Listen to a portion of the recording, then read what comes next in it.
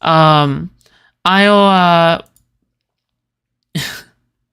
I'll end stream for now. How about that? So you guys can go and watch the video. Go and watch the video, okay? How about you guys go here? I'll raid into my own video. I'll raid into my own video, okay? Here, I'll raid into my own video. It begins in an hour, okay? Actually, how about I stream until my video begins? I'll stream until my fucking video begins, okay? I'll stream until my video begins, okay? Just so I can promote it, okay? All right. Oh, come Yesterday on. was mad stuff. Wait, like what? What did I do? Food shops, let's go. I baited you. Let's go. I'm live now? Okay, sounds good. Stop promoting your stream in chat. No doing that. Okay, thanks. So bad. Okay, treatment of Jews.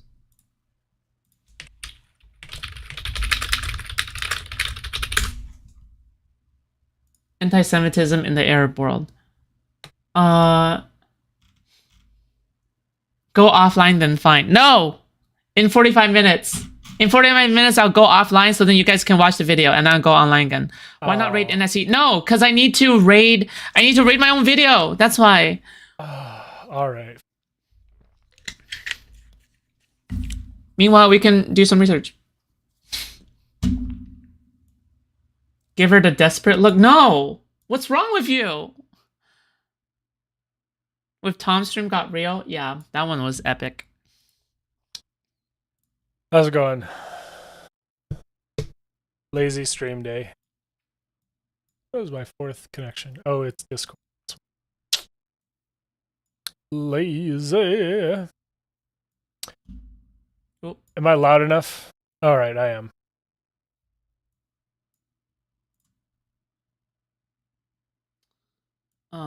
Wait. Okay.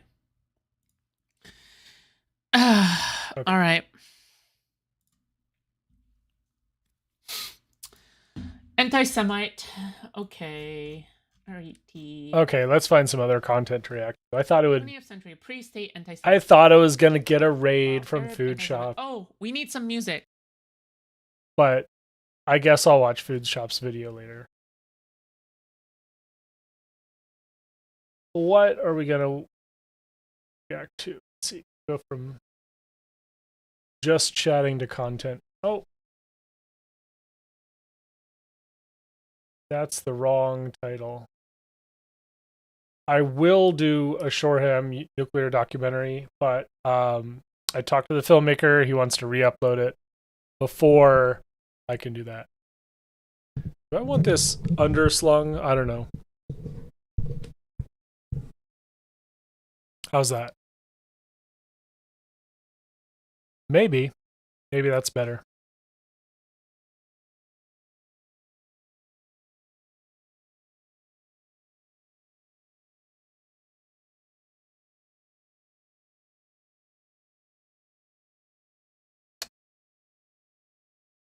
Oh, yet another urbanist. What makes this a great spot for a freeway lid? Oh boy.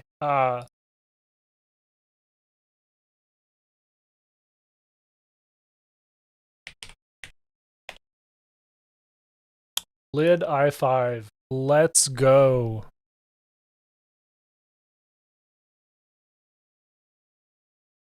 This is the route that the Interstate 5 travels through Seattle. The stretch of freeway running through downtown travels through this massive freeway trench. Just take a moment to listen to what it sounds like to be here.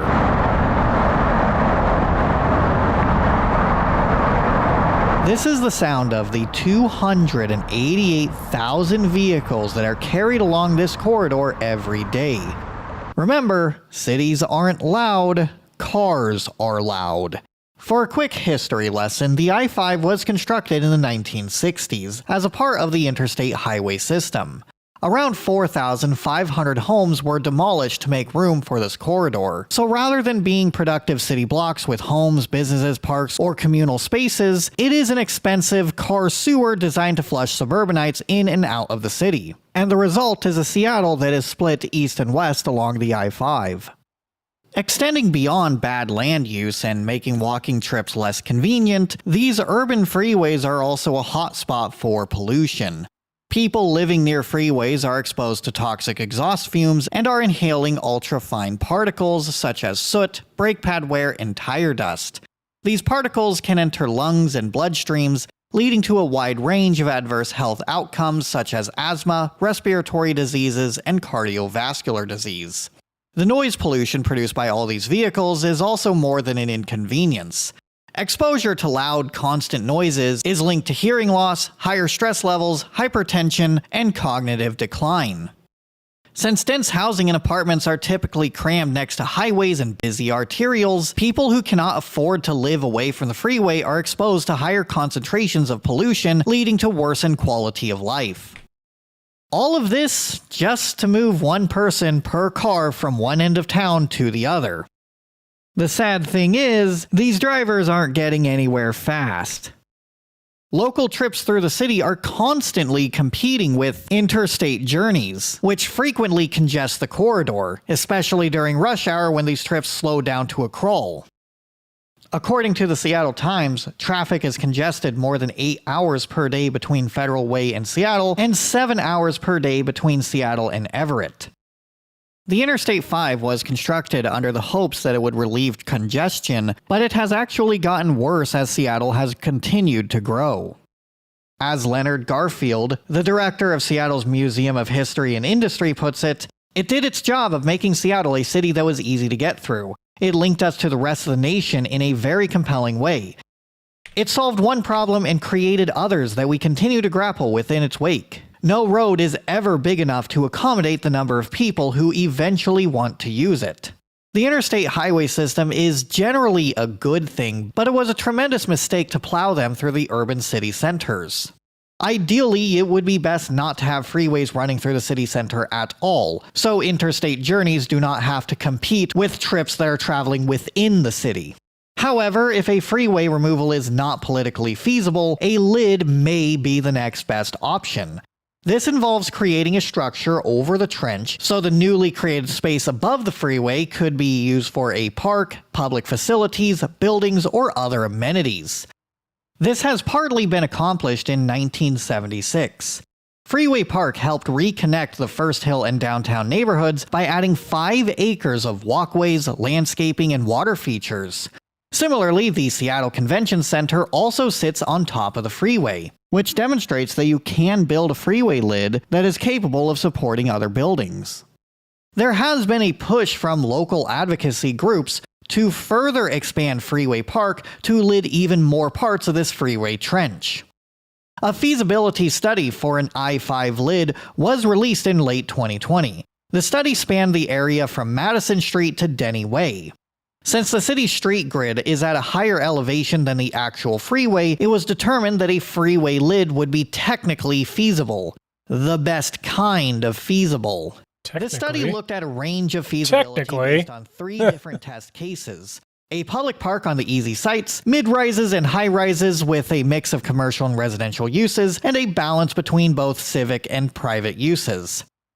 Between 2.5 and 10 acres could be converted into new park space, which would make it one of the largest parks in downtown Seattle. A freeway lid would also help reconnect the street grid. As of right now, there are some missing links as shown by the dashed lines on this map. Filling in this part of the street grid would help shorten walking distances when traversing through each of these neighborhoods.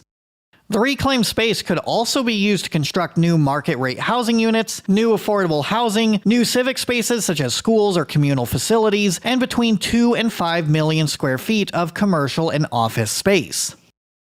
According to the US Census, Seattle's population has increased by 21% from 2010 to a total of 737,000 people. The First Hill, Capitol Hill, and downtown neighborhoods absorb roughly 30% of Seattle's population growth. As Seattle continues to grow, there is going to be even more demand for housing, so a freeway lid would help free enough space to construct more homes to accommodate the city's growing population. Finally, a freeway lid would help dampen the noise, providing respite from the constant sound. This would help make it more comfortable to spend time in the area. One of the challenges to constructing a freeway lid, other than cost, are the on and off ramps in the area, but it may be worth getting rid of the ones that are within the extents of the freeway park. Oh, I screwed For up my example, title. some people may have seen this viral video of crazy crashes as drivers eject themselves from the Union Street off-ramp. This off-ramp is poorly designed. It abruptly goes from being an off-ramp to a stoplight, and there is no visibility when coming around the turn, so there isn't a whole lot of time to actually react and slow down. I hate that off ramp. That is like, oh my god. Let's look at this again. What's he saying? Constructing a freeway lid, other than cost, are the on and off ramps in the area, but it may be worth getting rid of the ones that are within the extents of the freeway park. For example, some people may have seen this viral video of crazy crashes as drivers eject themselves from the Union Street off-ramp. This off-ramp is poorly designed. It abruptly goes from being an off-ramp to a stoplight, and there is no visibility when coming around the turn, so there isn't a whole lot of time to actually react and slow down. It's simply not worth keeping an off-ramp like this one, so when the downtown freeway trench gets its makeover, it is preferable that these problematic ramps are removed. Furthermore, the study details that removing the Olive Way on-ramp could create even more space for additional high-rises. In fact, getting rid of some of these on and off ramps may improve traffic flow by getting rid of the pinch points and better distributing the cars 100%. along the street grid. Absolutely. Between Getting rid of less those noise, on more ramps. communal space, and more Yeah. places to live, lidding the I-5 would be a major improvement for the city. It would also help add some much-needed green space within a short walk of the downtown, First Hill, and Capitol Hill neighborhoods. Various renderings show what the freeway trench could end up looking like if a freeway lid is pursued. But it can be difficult to tell how much of a difference it makes by going off the renderings alone. To get a better idea of what a freeway lid may look like, we can take a quick trip to Sam Smith Park. Interstate 90 travels eastbound from Seattle to Mercer Island and Bellevue, and this entire park sits on top of a freeway lid for the I-90. Originally, the Mount Baker Tunnel started here and spat out cars on the other side. Today, everything leading up to the original tunnel site is a 10.3-acre park with bike right. paths, a Logo's right side up playground, now. tennis courts, and it is also adjacent to an elementary school. Once the Link Light Rail 2 line opens, it will also be home to the Judkins Park Station. Unfortunately, it is a freeway median station, but I will talk about what's wrong with that in a future video. The land use here is a lot more meaningful than a freeway that tore apart two neighborhoods from the north and the south side. Overall, these freeway lids are an adequate way of stitching together communities that were severed by highway Touching the cough construction button while I projects move from my over half a microphone. century ago. I And hope it does you seem like as though it. this downtown freeway trench may be My side lidded chain within the working? foreseeable Yeah, it is. future. On Tuesday, September 5th, the Seattle City Council passed a resolution supporting the development of freeway We lids need some more within the city. compression, though. This has rippling impacts across our city, reconnecting neighborhoods, creating new park space, and creating potentially new buildings.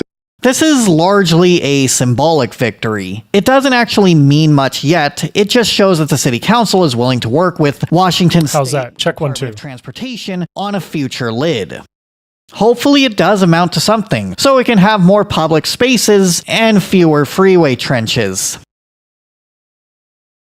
I'll give myself. No, I don't. Previously need on this channel, we All looked at the best examples of freeway lids in the U.S. The previous video it's was Lids, super the loud sequel, compared to and this the one. 10 freeway segments with the best lid potential are coming your way. This is City Nerd, content on cities and transportation, coming your way Wednesday at noon Pacific every week. Viewer All right. suggested topics. That was pretty good. So I'm gonna fill another 30 minutes, and then I'll react to food shops, and then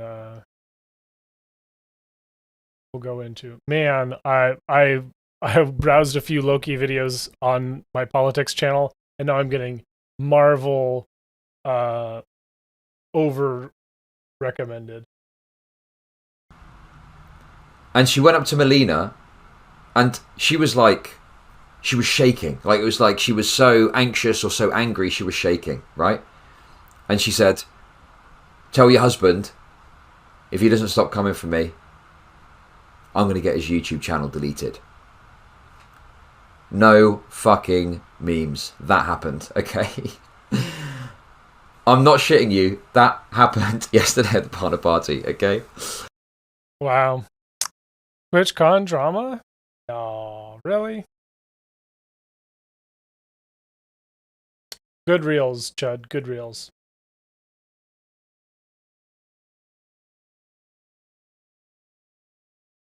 Oh, nice, Byprod. That's such a good. That's a good move. Oh yeah, don't worry about it. I'm this is totally chill. I'm gonna be up until 3:30-ish, and then I might join another stream. So we'll see. I'm here. I'm messing around. Let's see. Could I put on another camera? Hey, there we go. How's that? I need something more interesting on this side. Oh, I know what I'm gonna do.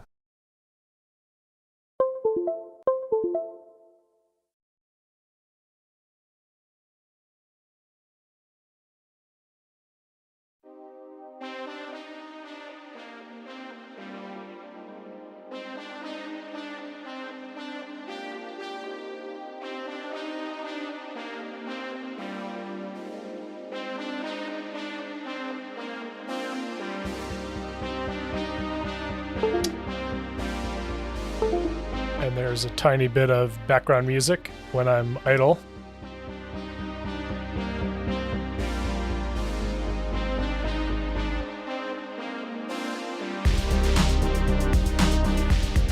Oh, this is super interesting. Chicago. The summers are hotter than the surface of the sun, and the winters are so cold they're a violation of the Geneva Convention. But for 1 or 2 days in the fall, it's actually pretty tolerable. The thing is, if I was to step here, I'm no longer in Chicago. I've officially entered the domain of Morgan Stanley and the Emir of Abu Dhabi. That's right, in 2008, Chicago sold its streets to Morgan Stanley and a handful of investors for $1.157 billion. More specifically, they sold a 75-year lease on the city's 36,000 parking meters and their respective parking spaces, and until the year 2084, the people of Chicago will pay a private company anytime they want to park at a meter. That's right, 2084, which means the Bears might win the Super Bowl before Chicago is allowed to decide what it does with its own parking meters. It's okay, I can say that. I was born here. Can you turn over? Yeah, Molly. Not private streets, technically, but... And aside from Chicago it's pretty undercharging Morgan Stanley and friends by billions of dollars, Chicago gave up something even more important: control of parking. their streets. Anytime Chicago wants to have a parade or do road work or take a meter offline for any reason, the citizens of Chicago have to pay Morgan Stanley back for their supposedly lost revenue. In 2012 alone, the bill was $31.5 million, which, by the way, was more than Chicago was making from all 36,000 meters combined before they sold them to Morgan Stanley. And in a time when using our resources efficiently is so important and making our cities more human-centric is so popular, the people of Chicago have found themselves locked into a parking meter deal that will prioritize expensive, polluting, car-centric infrastructure for 3 generations. And to help me get a sense of exactly how badly the people of Chicago got boned That in this music deal, was a little I'm going straight distracting. to the top with Matt Parker from the YouTube channel Stand Up Maps. Thank you for being here. So the answer is that, yeah, Chicago owns their streets, but Matt's one of the best the scientists and Emirates math communicators own I've their ever parking. met. So he's going to help take us through the math part a little bit. We don't actually need you for like probably 5 minutes. I got to do some context and smash to an intro and that kind of thing. But you can read this line here. yeah, just the parking. It's a bad situation, but maybe there's something we can do about it. Perfect. Hi, I'm Raleigh Williams, a guy with a climate science and policy degree and a secret shameful appreciation for ketchup on hot dogs. And this is a video about the time Chicago sold its streets to Morgan Stanley. Welcome to Climate Town.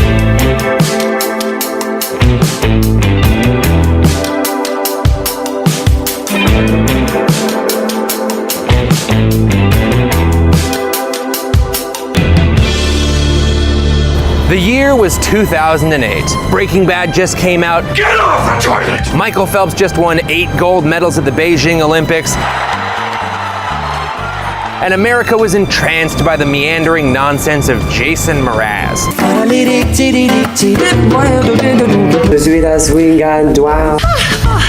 It was a simpler time, but it was about to get hit by a financial crisis. Don't ask me which country started it. I don't know. Let me take you there through the art of voiceover. Last time on Chicago, with the recession looming, the Windy City needed to find some cash to plug a $150 million sized hole in their city budget. They could raise property taxes, but Democratic Mayor Richard M. Daley knew that wouldn't be a very popular idea with the voters. Instead, he opted for a novel solution.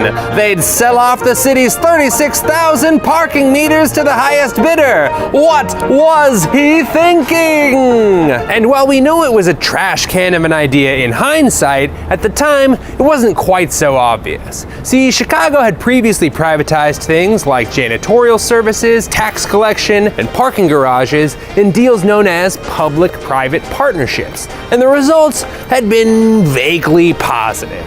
See, cities have limited resources and manpower, and sometimes outsourcing a job like street resurfacing to a private company that already has a steamroller and a truck full of yellow paint makes a lot more sense than the city of Chicago buying a bunch of new equipment and doing it themselves. So Chicago put their meters up for sale in the form of a 75-year lease. Morgan Stanley crunched some numbers and decided to offer the city $1,156,500,000. Now, $1 billion is very cool.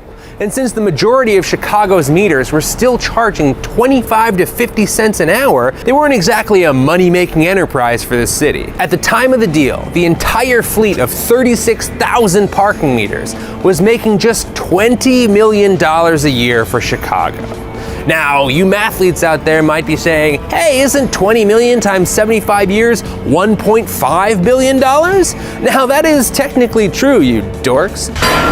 But getting $1 billion up front would allow Chicago to fix their budget, Mayor Daley could score some political points by keeping property taxes low, and they could invest the rest in the market so they could save some of that cash for a rainy day. Talk about opening the door to a bright future. Oh! Morgan Stanley was willing to part with $1 billion That was a good gag. upfront by getting some co-signers on board, including the Emir of Abu Dhabi, and they plan to make their money back by just jacking up the meter prices. Plus 1 or 2 tiny little details in the contract that I'm sure won't come up in this episode about how Chicago got totally screwed by Morgan Stanley. Anyway, Morgan Stanley, the city of Chicago, and the consulting firm William Blair hammered out the rest of the terms and then gave the city council 2 days to read through and approve the 150-page contract. When some city council members protested, they were reminded that they had already passed the city's 2009 budget that already included $150 million from the meter deal, and that any third-party audit of the deal or any other delay could put the city at risk. This is a very difficult vote. I don't want it to happen. The budget is a difficult vote. After only 24 hours of review, the city council approved the contract 40 votes to 5. Ordinance is passed. And so the deal went through. And when the dust had settled, one thing became abundantly clear. Chicago had beefed it. Oh God, did they beef it. They beefed it so bad. And of course they did. It's Morgan Stanley. You think you're gonna beat Morgan Stanley at money? Hey, here's a crazy tip. Anytime an investment banking company is super psyched about a 75-year deal they're about to do with you, don't take the deal, baby. Come on, you're not gonna beat them at money. In fact, the consulting company that was hammering out the deal on behalf of Chicago was also working with Morgan Stanley on other deals. And hot diggity dog did Chicago get taken for a ride. When Morgan Stanley came in, they quadrupled the meter prices, extended the amount of times meters would be active, and reduced the amount of time you could park to just 2 hours. That train's going to Harlem? That's gonna be a long ride.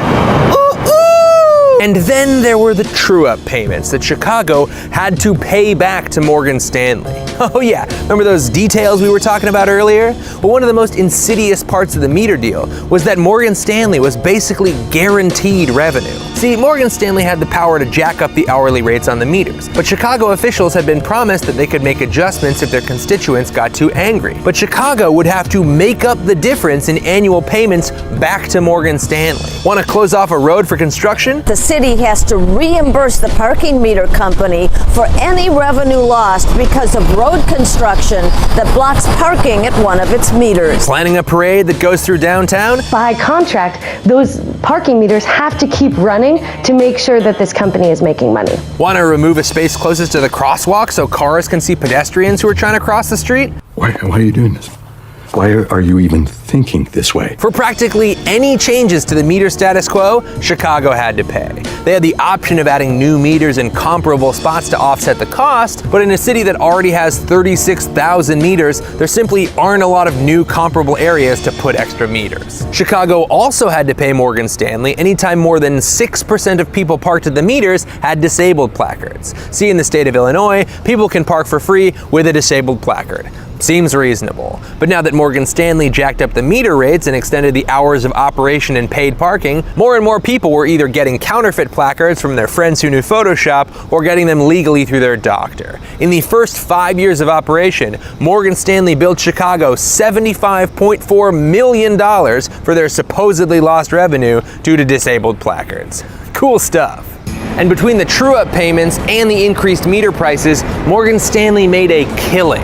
By 2019, just 10 years after they signed the deal, they had already made their $1 billion back, plus an additional $500 million. As of now, Morgan Stanley is looking at 60 years of payments from the citizens of Chicago. I mean, that money could be going to city infrastructure, but instead it's going to what I can only assume is a very happy yacht salesman.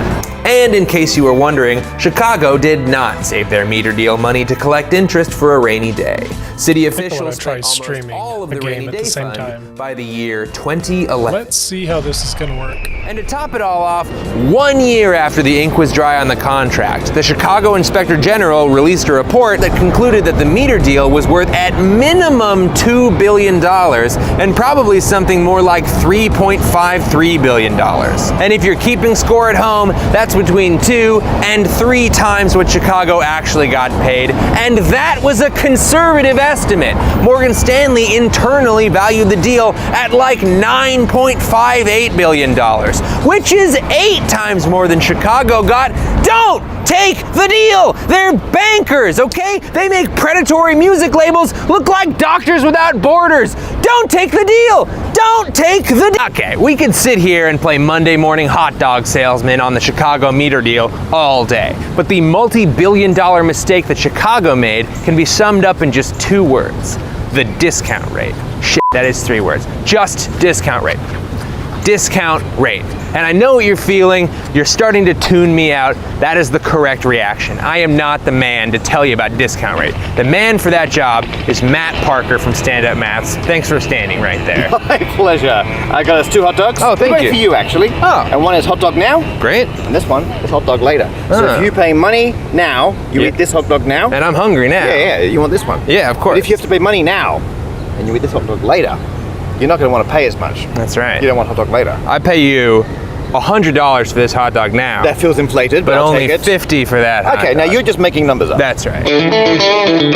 Clearly Chicago wouldn't just do that. They would calculate the discount rate, which is the exact percentage that you'd need to reduce the value of hot dog later to be comparable to hot dog now. Okay. And calculating that is super interesting, but traditionally I would use like a whiteboard and some spreadsheets. Really, like, I'll show you their working out. Oh, yeah. Well, I mean, this is an episode of Climate Time, baby. We don't have that stuff here because we forgot to bring it. Yeah. But you can just turn hard in any direction and we'll edit it in and it'll look like we planned. I'm just somewhere else. Anywhere else. I can be at home. Anywhere you want to be. I'm doing it. Have the hot dog? Sure. Let's roll. Hey! Right. Okay, so the discount rate is the exact hot dog turned to fish and chips. that you'd have to increase the amount of money by so that money in a year is equivalent to money now. So if I had two $100 bills, that's a bit better. And I say you can have this one now, this one in a year, you want the one now. But what if I grab some quarters? Right, and I start adding money to this side. It's now gone up by 1%.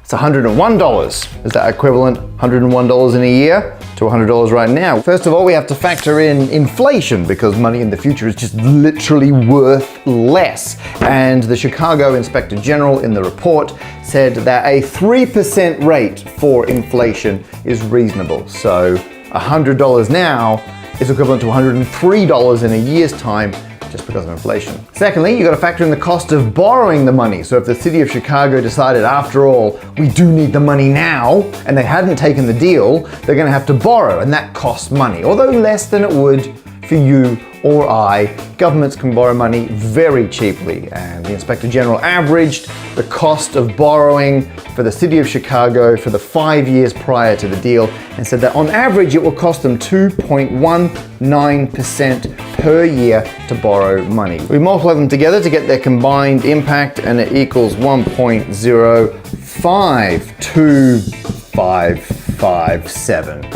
which means we can switch that back to being a percentage, 5.26%. That is the discount rate as far as the city of Chicago is concerned to factor in inflation and the cost of borrowing. At this point, it's important to realize the higher this value ends up being, the bigger the discount rate, the smaller the value will be, so the smaller the overall price. And so actually, it's in the city of Chicago's interest to keep the discount rate as low as possible, and it's in the party buying their interest to make it as big as possible. And so they want to add on some factor to incorporate the risk they're taking on.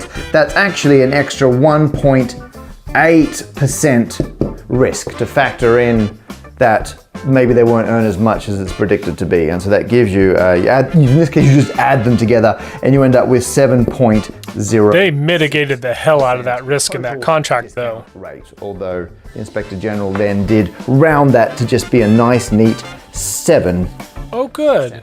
We got a 0.06% for free. So how does this final value of 7% compare to what actually happened in the deal? Well, the Chicago Inspector General made a table. Big fan, because you've got to factor in that the discount rate is guesswork and the predicted revenue is guesswork. So you want to look at a few different scenarios to see what some plausible future options are. And here they've got 5 different possible future revenues, the expected amount, and then they go 1 and 2 degrees of optimistic up from there, because you never know, might be incredible. They also go down 2 steps, pessimistic and very pessimistic. And then right in the middle, they've got the 7% discount rate. They also include 8 and 9, and those are higher discount rates, which means the overall price has gone down. And they include, just for completeness, 6 and 5. So we've now got 25 different possibilities. And the most likely one overall is right in the middle. And I guess that's the one that the city of Chicago... No. Right in the corner. Thank you. The only way you can justify the 1.16 billion price tag is if you use a discount rate of 9%, which is, I would say way too high. And the screen froze. That's what the report says. And you use the very pessimistic future modeling. In all other scenarios, that is desperately undervalued. That's an OBS bug. Parking meters are actually worth. And so we can say pretty conclusively have undervalued what their 75-year contract is worth.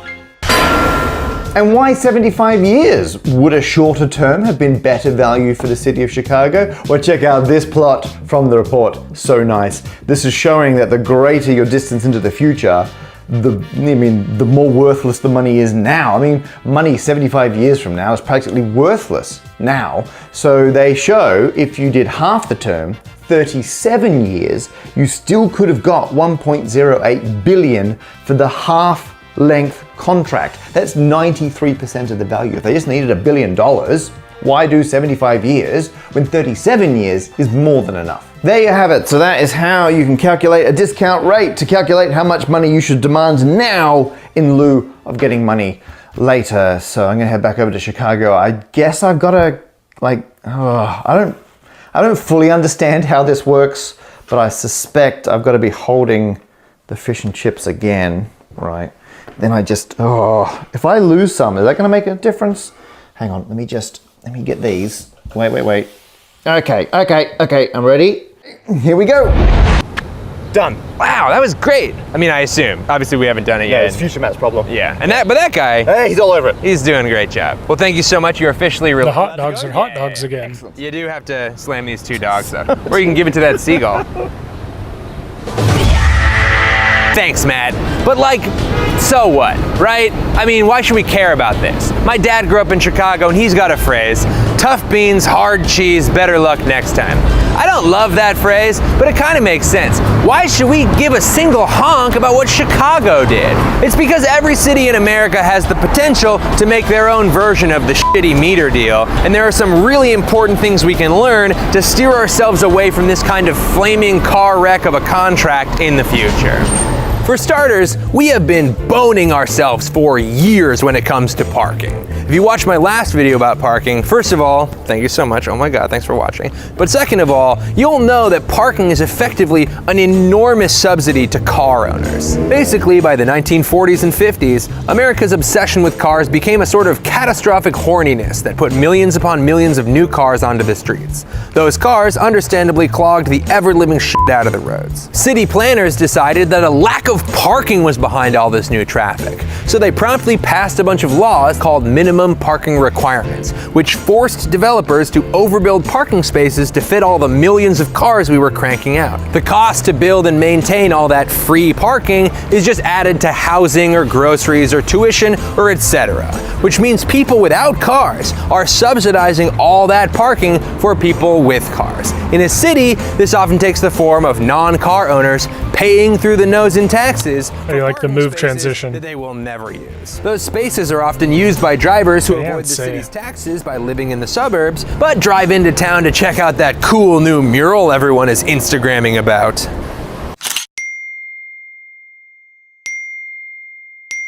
You see, for 70 years we built our cities and towns to cater to the every whim of the automobile, and 7 decades of car-centric urban planning have turned basically every American city into this.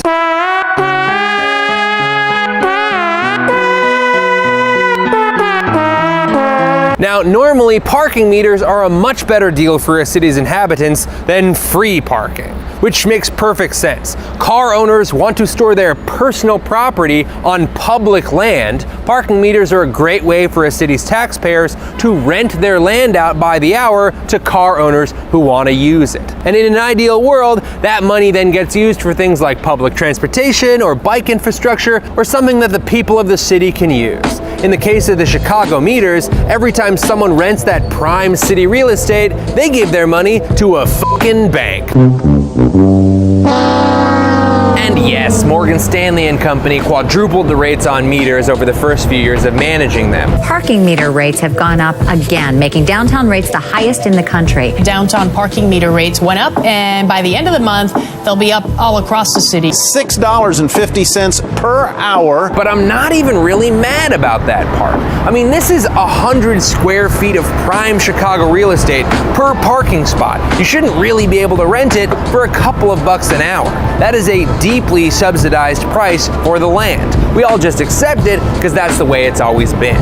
And as the years since the 2008 meter deal have slowly ticked by, people all across America are waking up to the fact that car-centric urban planning is just not that fun to, exist in. Over 80% of the US population lives in urban areas, and since transportation is one of the largest sources of emissions, making our cities more pedestrian-friendly is both better for people and one of the best ways to combat climate change. Clawing back cities from cars and deworming America's collective car brain is a monumental task for any city. But in Chicago's case, they also have to contend with Morgan Stanley forcing the city to maintain their car-centric infrastructure because they have a contract that says they are guaranteed to make money off it. In 2020, when the COVID pandemic forced everybody outside, cities let restaurants and businesses spill out into the streets, and an amazing thing happened. People liked it. Open Streets programs took off across the nation, and their overwhelming popularity led many mayors to make the changes permanent. It was one of the most incredible moments in urban design history, and Chicago was no exception. They had their open streets in 2020. The public obviously loved them, but unlike other cities, Chicago would have to pay through the nose to make them permanent because they didn't functionally own their own streets. In 2020 alone, Chicago had to pay $6.25 million in true-up payments to Morgan Stanley for their street closures during the pandemic, which sounds like something you would write in a movie about evil bankers, and then people would see it and be like, come on, no one would actually charge to let small business owners sell food to desperate people outside. But in fact, dear readers, they did. So while most cities are free to adjust their traffic patterns and parking infrastructure as they wish, Chicago is hit with a bill anytime they make even a minor change. And yes, this inability to adapt to the future has some very negative climate implications. For one, Chicago is limited in its ability to improve its bus lines because meters require that prime curbside real estate be devoted to parked cars. The Chicago Transit Authority planned out a network of 20 bus rapid transit lines that would reduce traffic by making what was once a mandatory car trip into a fast and easy bus ride. While implementing the first bus rapid transit line, however, they discovered they didn't have enough spaces to replace meters that would need to be taken out of service to run the other bus lines, and the meter deal effectively blocked Chicago from completing their public transportation project. It's also creating problems for vehicle electrification. The Inflation Reduction Act provides funds for municipalities to add electric vehicle chargers, but adding chargers means removing a metered spot, which is going to cause whatever the opposite of a solution is when America's push to electrify all of our vehicles bumps up against Morgan Stanley's stranglehold on the parking spaces and their 2-hour maximum parking limit. The Chicago Department of Transportation is also trying to limit street parking during rush hour as a way to minimize congestion during high traffic times. But the true-up costs for the lost meter time is complicating what should be a straightforward traffic policy.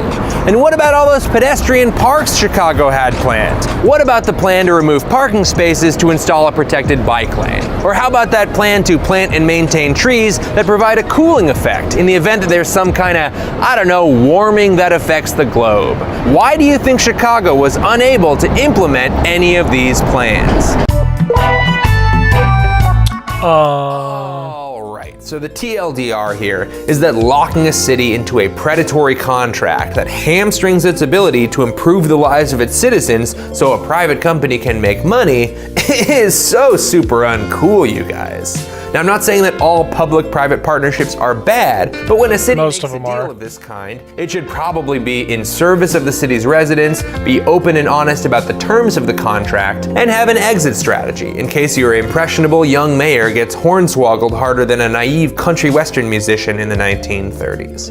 And just to throw it out there, you should probably have some kind of third party take a peek at your term sheet before entering into a 75-year commitment that gives away control of an incredibly important city asset. And to Chicago's credit, they're fucking working on it. They keep sending bills assuming that I'm going to do the same old and pay them, and I'm not. I'm not going to pay them until I get a complete audit of the books. So far, they've been unable to nullify the deal, but in 2013, under Mayor Rahm Emanuel, they were able to renegotiate the true-up payments to allow the city to calculate the damages instead of letting Morgan Stanley tell them how much they owed. Amazingly, this saved Chicago millions of dollars every year. And despite being completely ripped off by the meter deal, Chicago has worked very hard to scale up their human-centric city planning. The bottom line here is that we seem to have exited the f***around times and have arrived squarely in the find-out era. We are finding out that cities need to be able to make important climate decisions that benefit their citizens without having to negotiate with a for-profit business. We're finding out how effective urban living can be when oriented around people, and how hilariously inefficient it is when it caters to cars and bankers. And if you'd like to find out what in the Sam Hill you personally can do to help mitigate some of the damage that's on the way, look no further than your local city council. You see, the meter deal had to be voted on by elected officials, and elected officials have to be elected and official, but elected is the sort of critical word here. And voting for politicians who are fully committed to human-centric infrastructure is a great first step. You can also just go to city council meetings and follow up in person. You can contact your local representatives and let them know that you're in favor of prioritizing open streets and public transportation. And if you're into parking reform, you can watch our other video about parking, which I'm sure isn't, oh my God, 31 minutes! Wow, okay, well maybe just skip to this part in the timeline and then you can follow the steps detailed in the playbook that we created with our friends over at Climate Change Makers. Link in the bio. And if you've already seen both videos, you hear that sound? That means you win. You've officially learned more than you ever wanted to about parking, and you have only yourself to blame. And if you're still not ready to stop learning today, then I humbly invite you to head on over to Nebula, where you can uncork a limitless wealth of content, including a deep dive by City Beautiful, all about how the boulevards of Paris are largely responsible for that Parisian je ne sais quoi that no one seems to be able to describe or express. It's a Nebula original that really helps give you a sense of what a city could look like if it wasn't quite so focused on making sure cars have a nice, comfy place to hang out 24/7.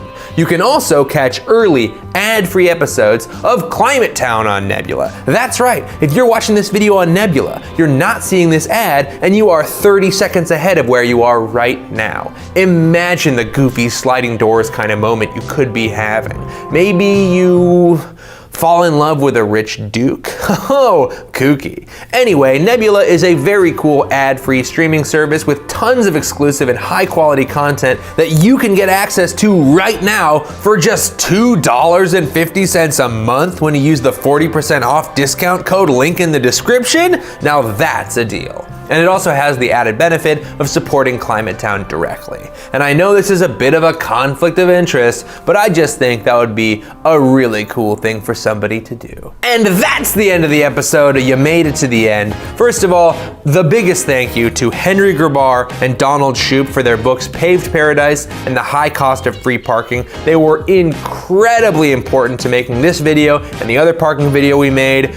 Buy their books, you will not be disappointed. Also, a million thank yous to Matt, Nicole, and Alex from the YouTube channel Stand Up Maths. They couldn't be here today because they live several time zones in the future. Think about the sliding doors moments there. But we actually did a two-parter. This is part one of a two-parter, and the second part is over on the Stand Up Maths channel. And it's got all the math from the parking meter deal and even some of the maths, whatever that is. You can check it out, link in the description. And finally, thank you so much for watching. If you've enjoyed what you've seen, feel free to like and subscribe or leave me a little comment. You know I'll read it. But if you really like the channel, you can subscribe to our Patreon page, where for like $5 a month, you get access to deleted scenes, behind the scenes content, just the stuff that wasn't good enough to be free.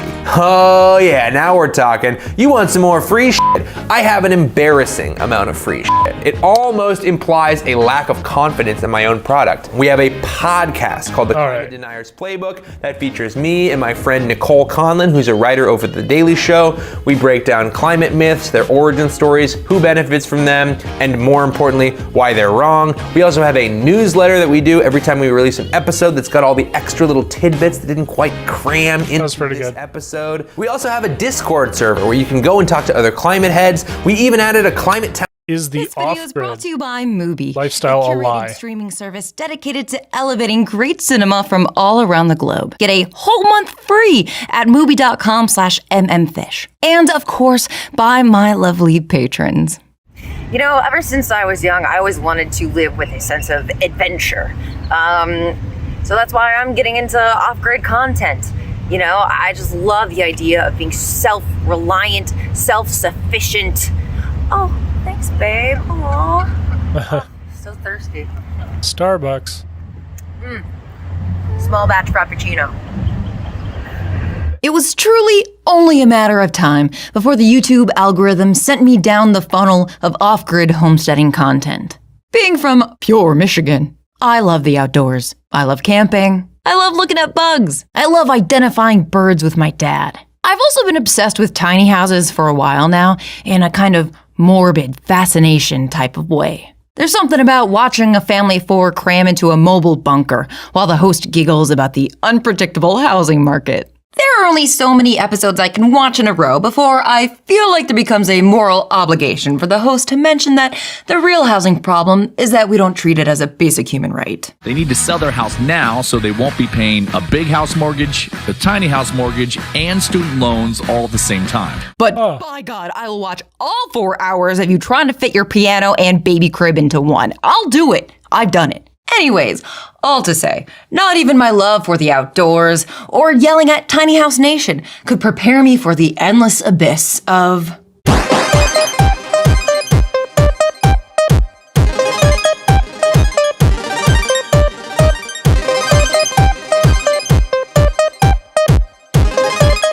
Now, the off-grid grifter is just one variety of off-grid person under the overarching off-grid umbrella. Here's some other categories close to my heart. You got your standard doomsday couple. You got your illegal camping videos, which are very helpful and informative. There's an entire genre of hot girl almost naked in thumbnail video. And the hot girl category actually dovetails into two separate off-grid genres.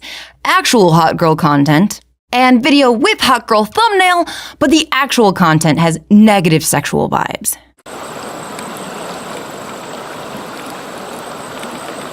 I cannot emphasize enough how many naked women are on these thumbnails.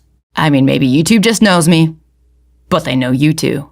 There are men in the woods reinventing the wheel over and over and over and over again. I wanted to make a steam-powered car. I probably will do it, but it won't be so much a public thing. And of course, the classic Sapphics renovating a camper to run away videos. And I'm sure there are many, many, many more. Comment below with your favorite off-grid subgenre. You can file this video under deconstructing off-grid content, But what makes an off-gridder an off-grid grifter? Wait. Yes, that makes sense. Yes. What makes an off-gridder an off-grid grifter? And I don't even mean that off-grid grifters make money, or that they have money. What makes an off-grid grifter is a lack of transparency about that money. Just compare these folks, who are very upfront about the realities of living off-grid. People with a lot of money, people who have a lot of acreage in beautiful places, they have brand new vehicles, and you think, what in the world is real?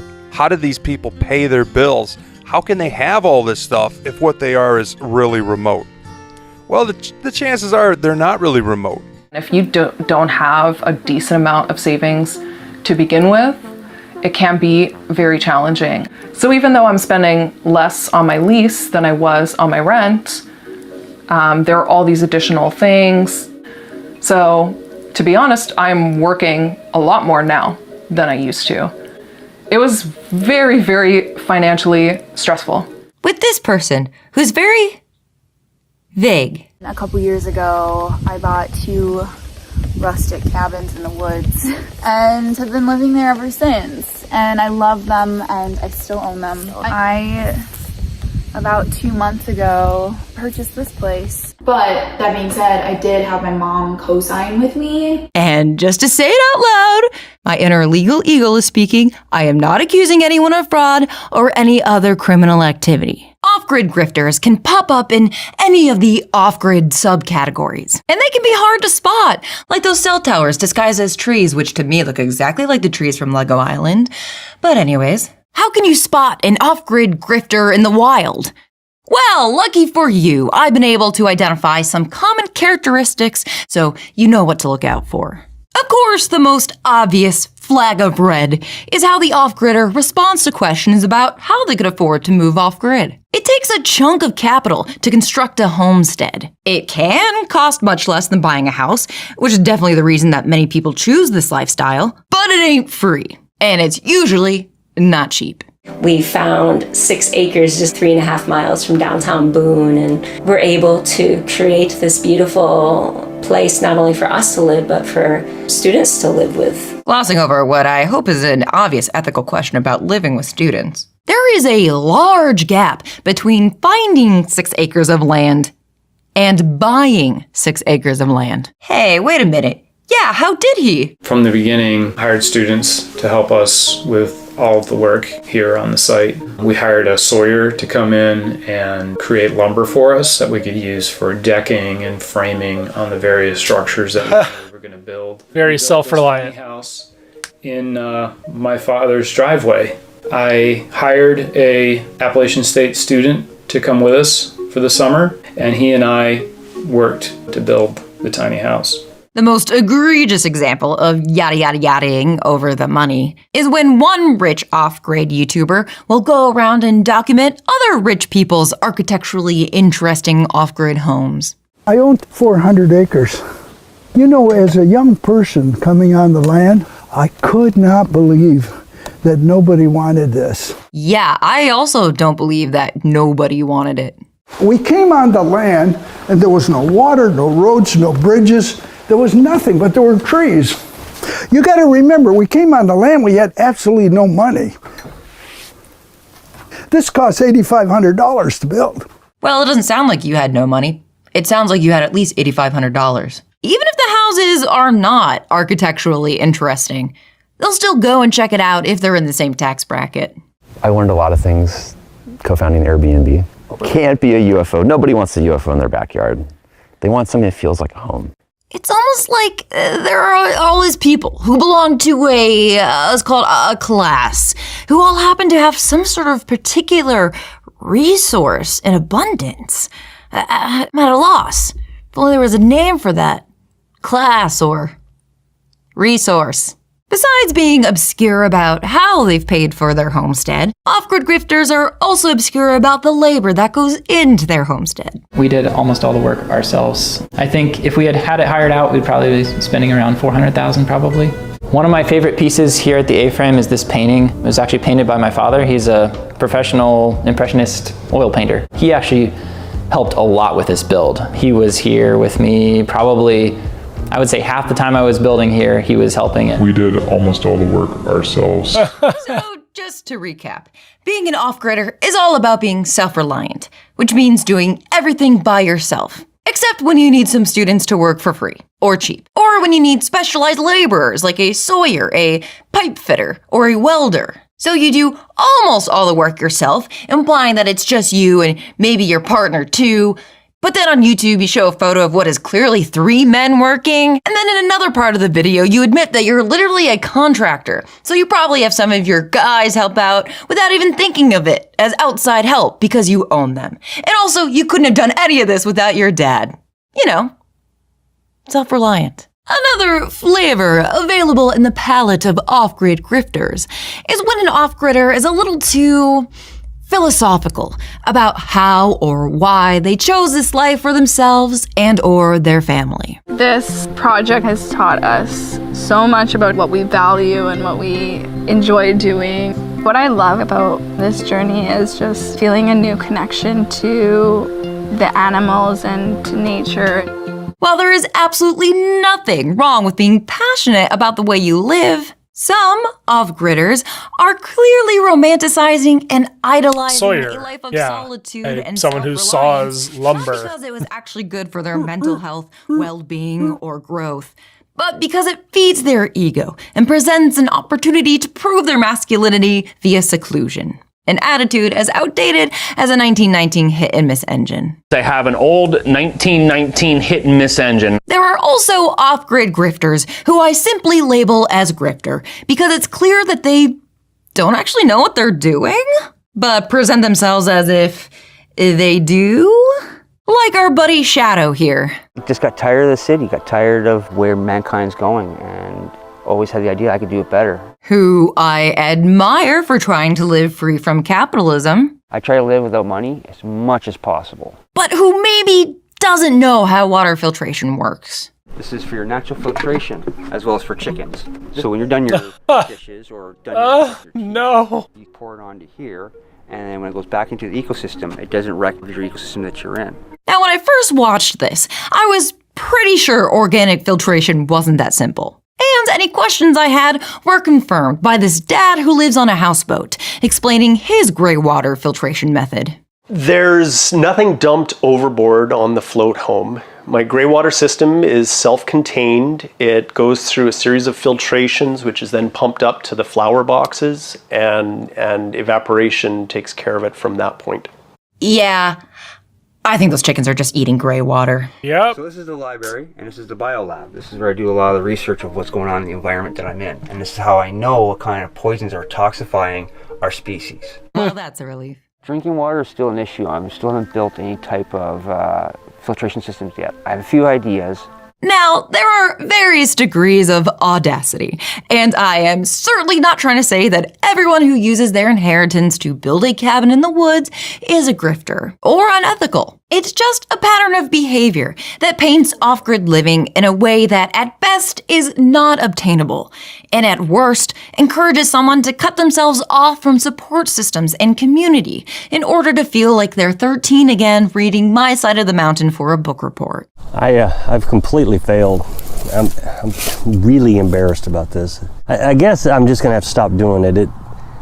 This is ridiculous. I just can't keep doing this. It's really disheartening to like work at this so hard for 7.5 years, 8 years, and just to get the legs cut out from underneath you, and they won't even tell you why. But mostly, I just find these videos fascinating to watch. The characters, the explanations, the compostable toilets, and I'm already caught up on Tiny House Nation. What if I told you there was one fully grown adult who encapsulates all of these qualities? An off-grid grifter, the likes of which I have not seen in my many years of being around men who wear camo unironically. Did I mention I'm from Michigan? Rural Michigan! Why, yes, that font is too small. Thank you for asking.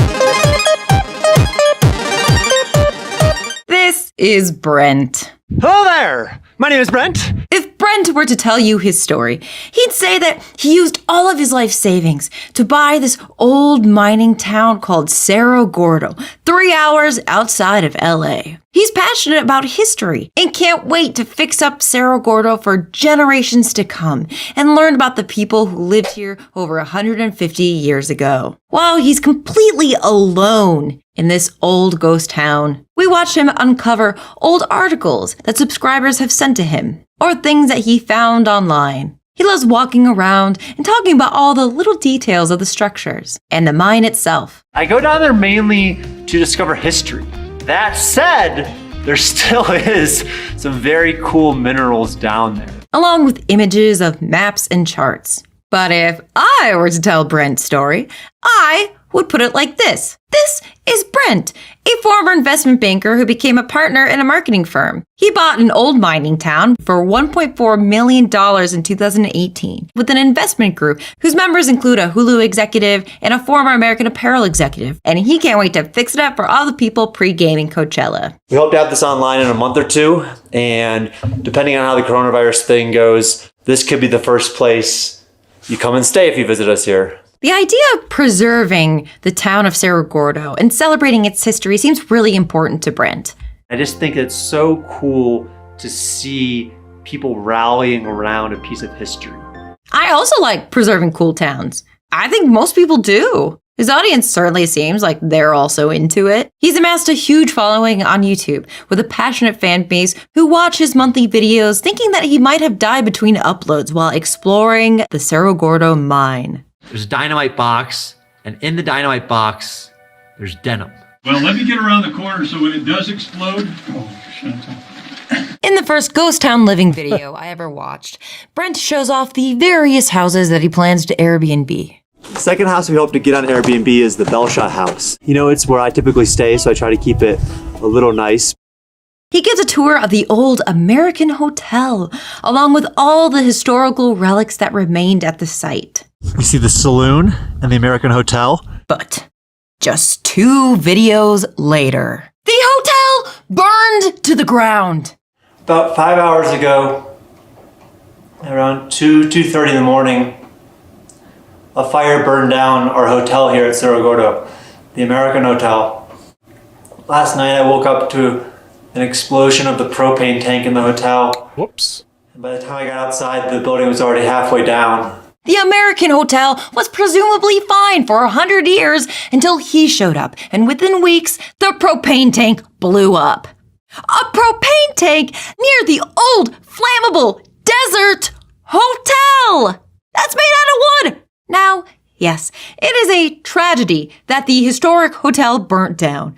And I'm sure the people watching his channel were very emotionally affected by this. I mean, Brent spent his entire life savings and a bunch of investors' money to turn the hotel into an Airbnb, and now it is a pile of dust. But knowing that he is backed up by extremely rich investors made the last part of this video that much more,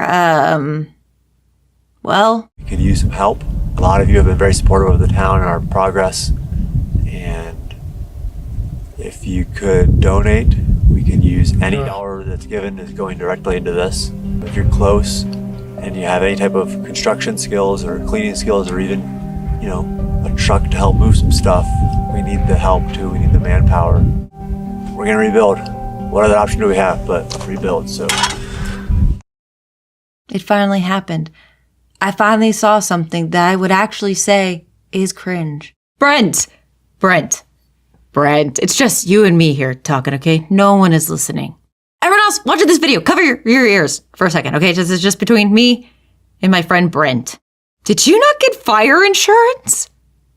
I mean, buddy, I'm coming to Cerro Gordo, staying at your 150-year-old building that you don't have insured? I know, at least in California, it's practically impossible to get a mortgage without fire insurance. Upstairs is where the rooms used to be.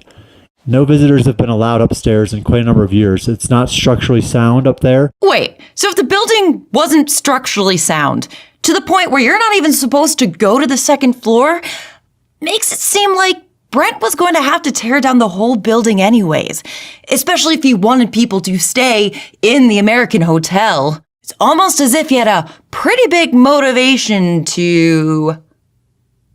I'm not going to say it. The fact that we don't know whether or not he had fire insurance is a testament to how vague these videos can be.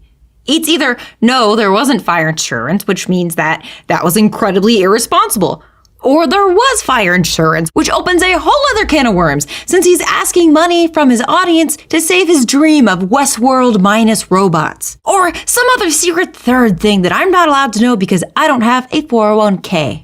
Do you not show proof of insurance when you put your place up on Airbnb? Do businesses like theme parks and tourist traps not need to be insured? And Cerro Gordo is going to be here after I'm gone, and there's going to be a hotel here. And that hotel is going to have the story of, you know, the fire of 2020. Whoa, no. You don't get to watch the hotel burn down and then say, actually, that's part of the history that you are so intent on preserving. What Brent witnessed was the textbook definition of the opposite of preservation. Arguably the most historic building in the entire town is gone, burnt to a crisp.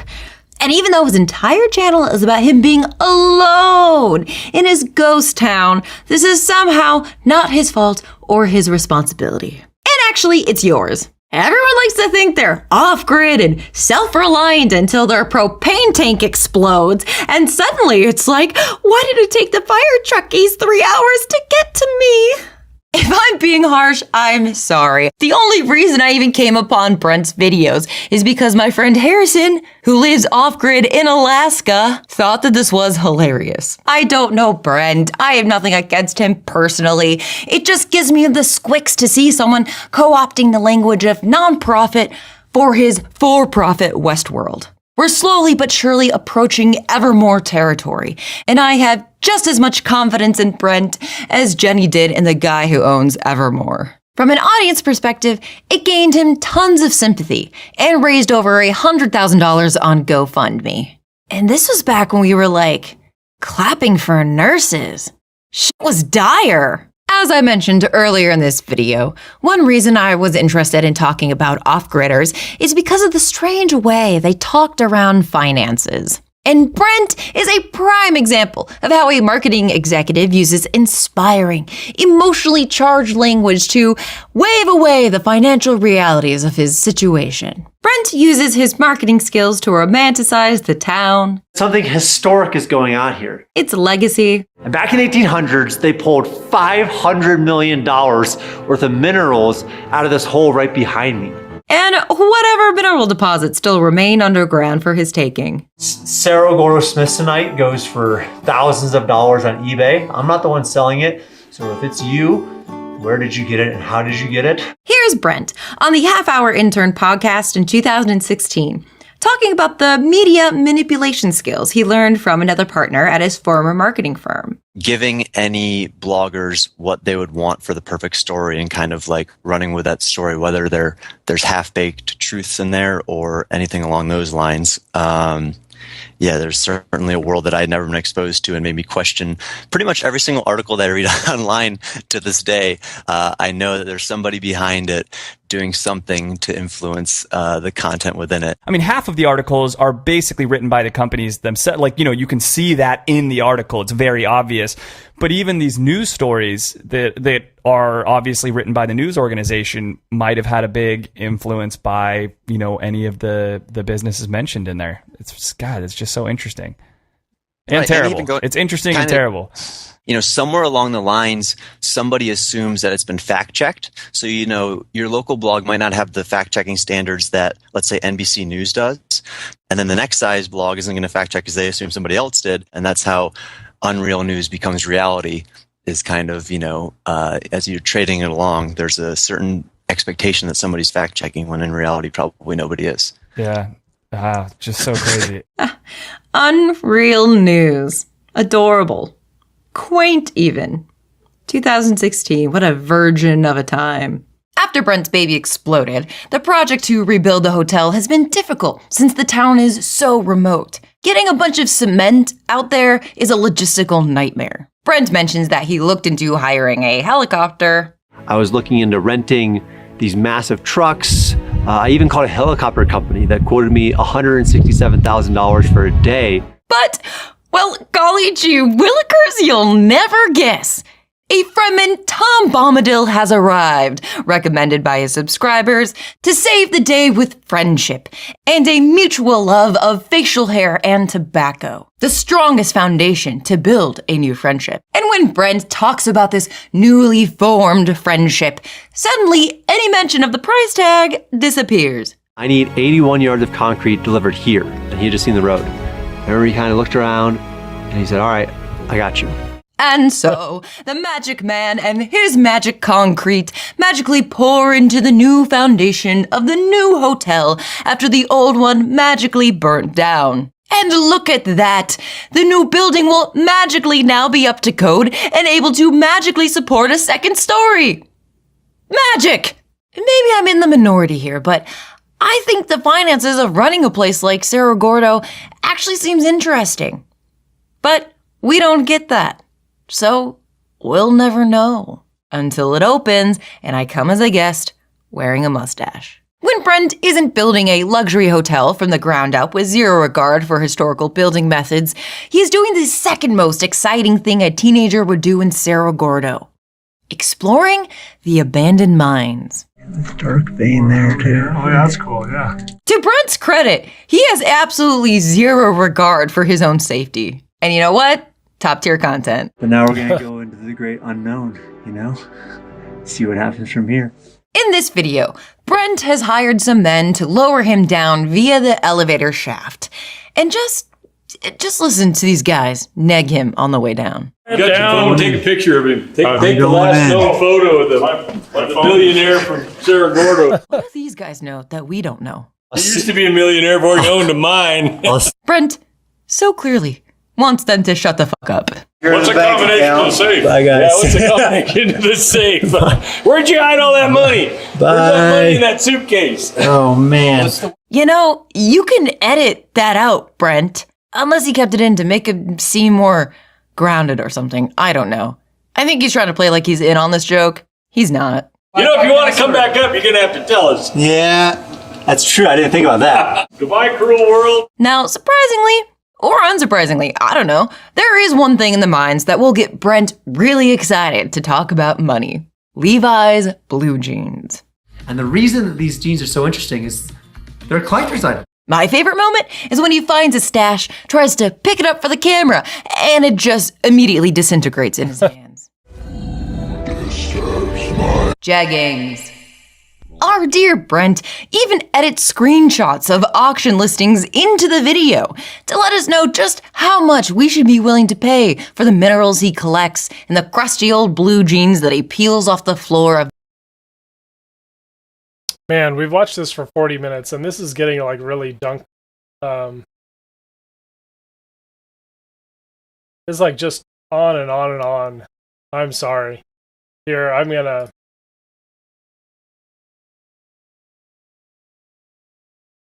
Here's the link. Let's go see what Food Shop says.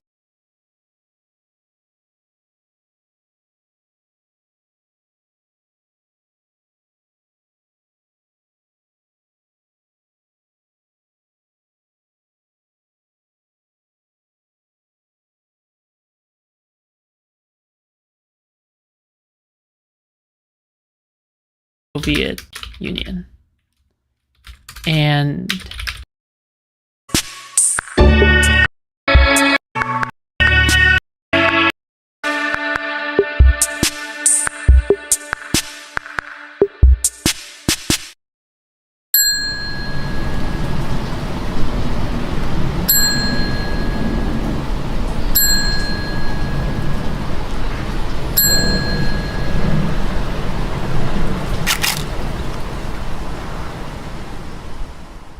okay, Artsakh or Nagorno-Karabakh has been a land for Armenians for hundreds of years, said Lebanese legislator Afsa, head of the Armenian, the people are being subject to a new genocide, the first genocide of the 21st century.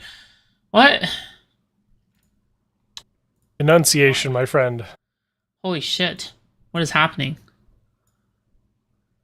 Armenians face genocide and low rent, housing, and offices. International Criminal Court prosecutor warns. The former chief prosecutor of the International Criminal Court warned that Azerbaijan is preparing genocide against ethnic Armenians in its Nagorno-Karabakh region and called for the UN Security Council to bring the matter before the International Tribunal. So they're preparing seriously impedes food, medical supplies, and other single regions to about 120,000 people. There is no basis to believe that a genocide is being committed. Deliberately inflicting upon the group conditions of life calculated to bring about its physical destruction. There are no crematories and there are no machete attacks. Starvation is the invisible genocide weapon.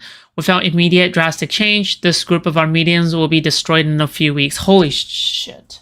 What is happening? When is this? August 9, 2023.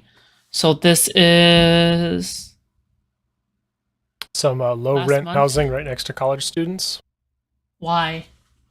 Now the region that came under control of ethnic Armenian forces backed by the Armenian military and separatist fighting. Also to regain control. Broker armistice that ended the war, left the connected. Okay. Contains unsubstantiated allegations and accusations. It is biased and distorts the real situation on the ground, represents serious factual, legal, and substantial errors. An assistant to Azerbaijan President Aliyev demonstrated claimed to be environmental activist. Established a checkpoint. A line of Vardan Sargsyan told the Associated Press the Armenian government had asked permission for the trucks to cross via Russian peacekeepers and provide details on their contents, but so far received no response of Azerbaijan. Unfortunately, there seems to be many attempts from the Azerbaijani side to manipulate the situation. We just hope that this humanitarian initiative will be accepted as humanitarian. That will be possible to transfer the goods.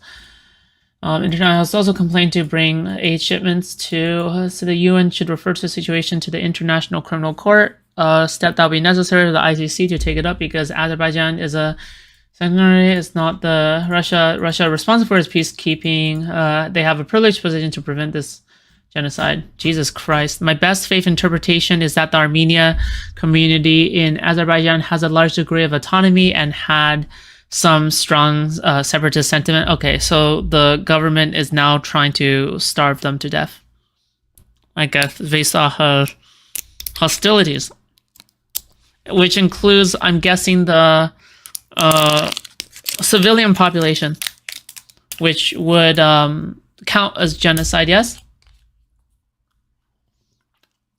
So there's a mental element, right? So the mental element is that the intent to commit genocide is there.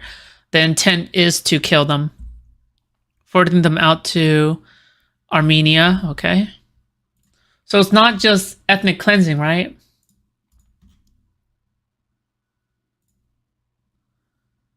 Right?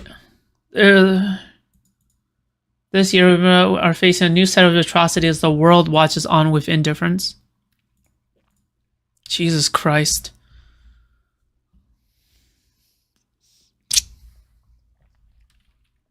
Okay, Jesus, you.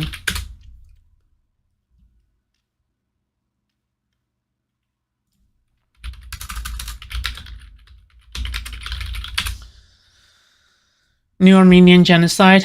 Is there a new? You could go to the religious element in that Armenia is Christian and Azerbaijan is a socialist Muslim country. Holy shit!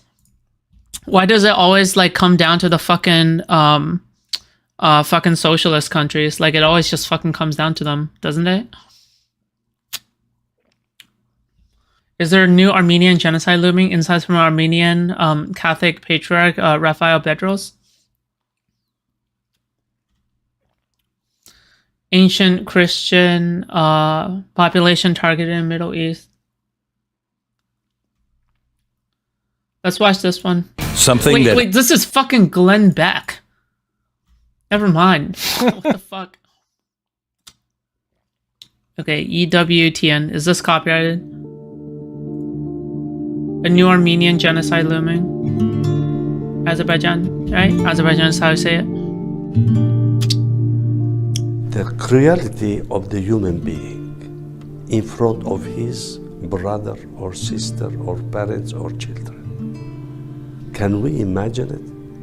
And I am afraid that whatever we're saying today, we said it in the past. All the people, all the nations, all the... Why can't the Armenians get a break? Reactception. It's like how the Jews never get a break. It's like the Armenians also can't get a break. It's crazy. Ambassadors, all the countries, they were present. Okay. A little too dry. I mean, Food Shops is a great host, but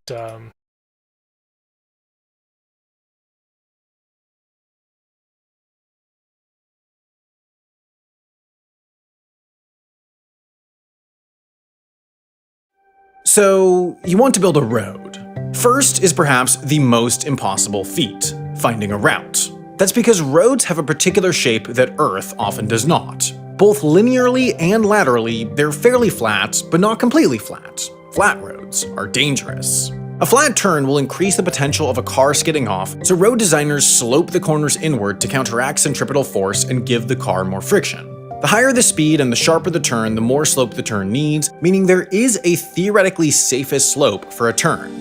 The American Federal Highway Administration has a formula that converts design speed and turn radius into a suggested slope, but that's only their interpretation of it. Road designers and mathematicians endlessly shoot academic papers back and forth debating the merits of this and other super-elevation formulas. Some suggest more severe banking on turns to accommodate the higher centers of gravity of trucks, others argue that steeper slopes are not worth the benefit due to the issues they create for slower moving vehicles in the event of snow and ice, and it gets far more complex than that.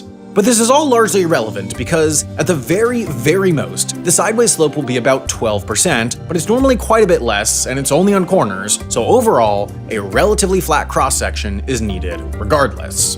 Linearly, in the direction of travel, even less of a slope is tolerated. In order to allow heavily loaded trucks to safely climb and descend, highways should rise or fall no more than 6 vertical feet or meters for every 100 horizontal. So, in combination, the narrow accepted range of linear and lateral slopes presents a challenge when you need a road to go over this: Colorado's Rocky Mountains.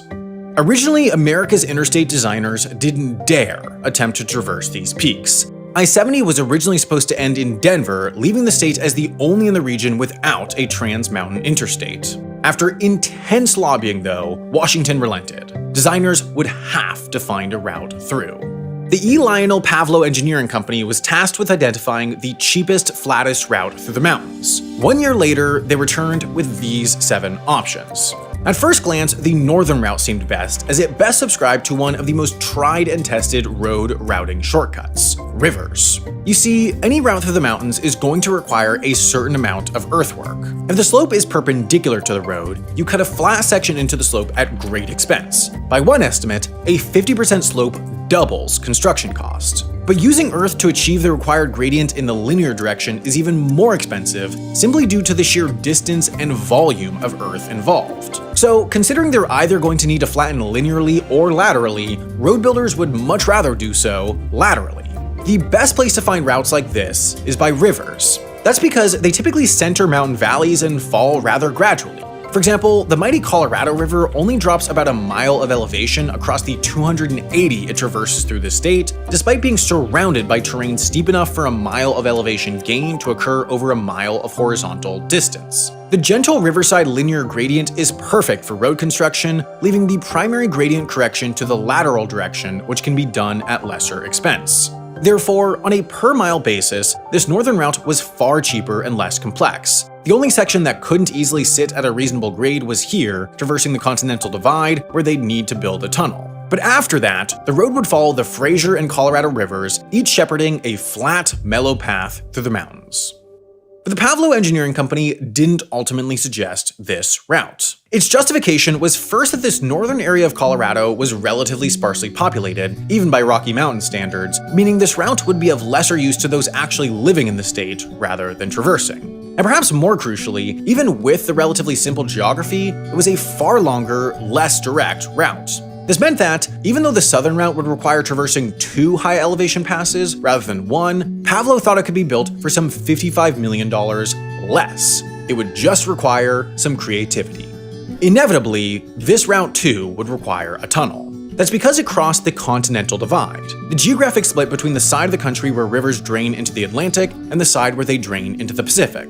Inherently, rivers from one side don't connect to those on the other, meaning there generally are not mellow mountain valleys for roads to follow up and across the divide. There's simply a wall of massively high, massively steep peaks, meaning traversing it was going to require either a massive feat of engineering to create an interstate standard road climbing up to nearly 12,000 feet or 3,700 meters, or the construction of the world's highest elevation road tunnel at 11,000 feet or 3,400 meters.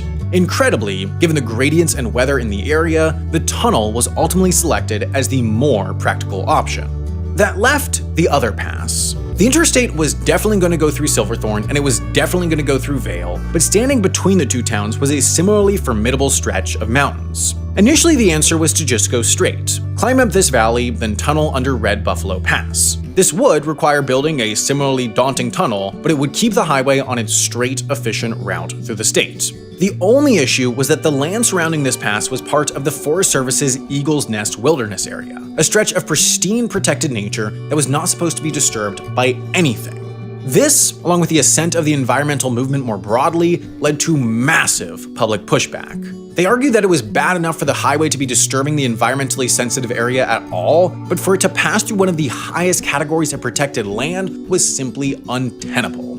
As the official in charge of the Forest Service, the final call rested in the hands of Orville Freeman, the Secretary of Agriculture. In a shock decision, after alignment planning had already started on the Red Buffalo route, he said no. I-70 would have to divert elsewhere. The alternative was clear: Vail Pass. With its more manageable gradients and comparatively lower 10,600 foot, 3,200 meter elevation, this route could actually be navigated without a tunnel. The downside was that the 10 miles or 16 kilometers in added length would lead to an estimated 94 cents in additional fuel and maintenance cost for every driver. But at least, after years of debate, study, surveying, and consensus building, finally, Colorado's Trans Mountain Interstate had a route. Now, they just needed to turn it into reality. Up to this point, much of the work had been done from top down. When it's time to build, though, this orientation flips as road construction happens one layer at a time from the bottom up. Vail Pass is undeniably steep, but by Rocky Mountain standards, not impossibly steep. In fact, while the section from Vail to Vail Pass reaches a grade over the preferred range of 0 to 6%, the pass averages roughly a Colorado comfortable 4.5% grade. Linear grade, in other words, was a challenge, but the lateral would prove an even bigger headache.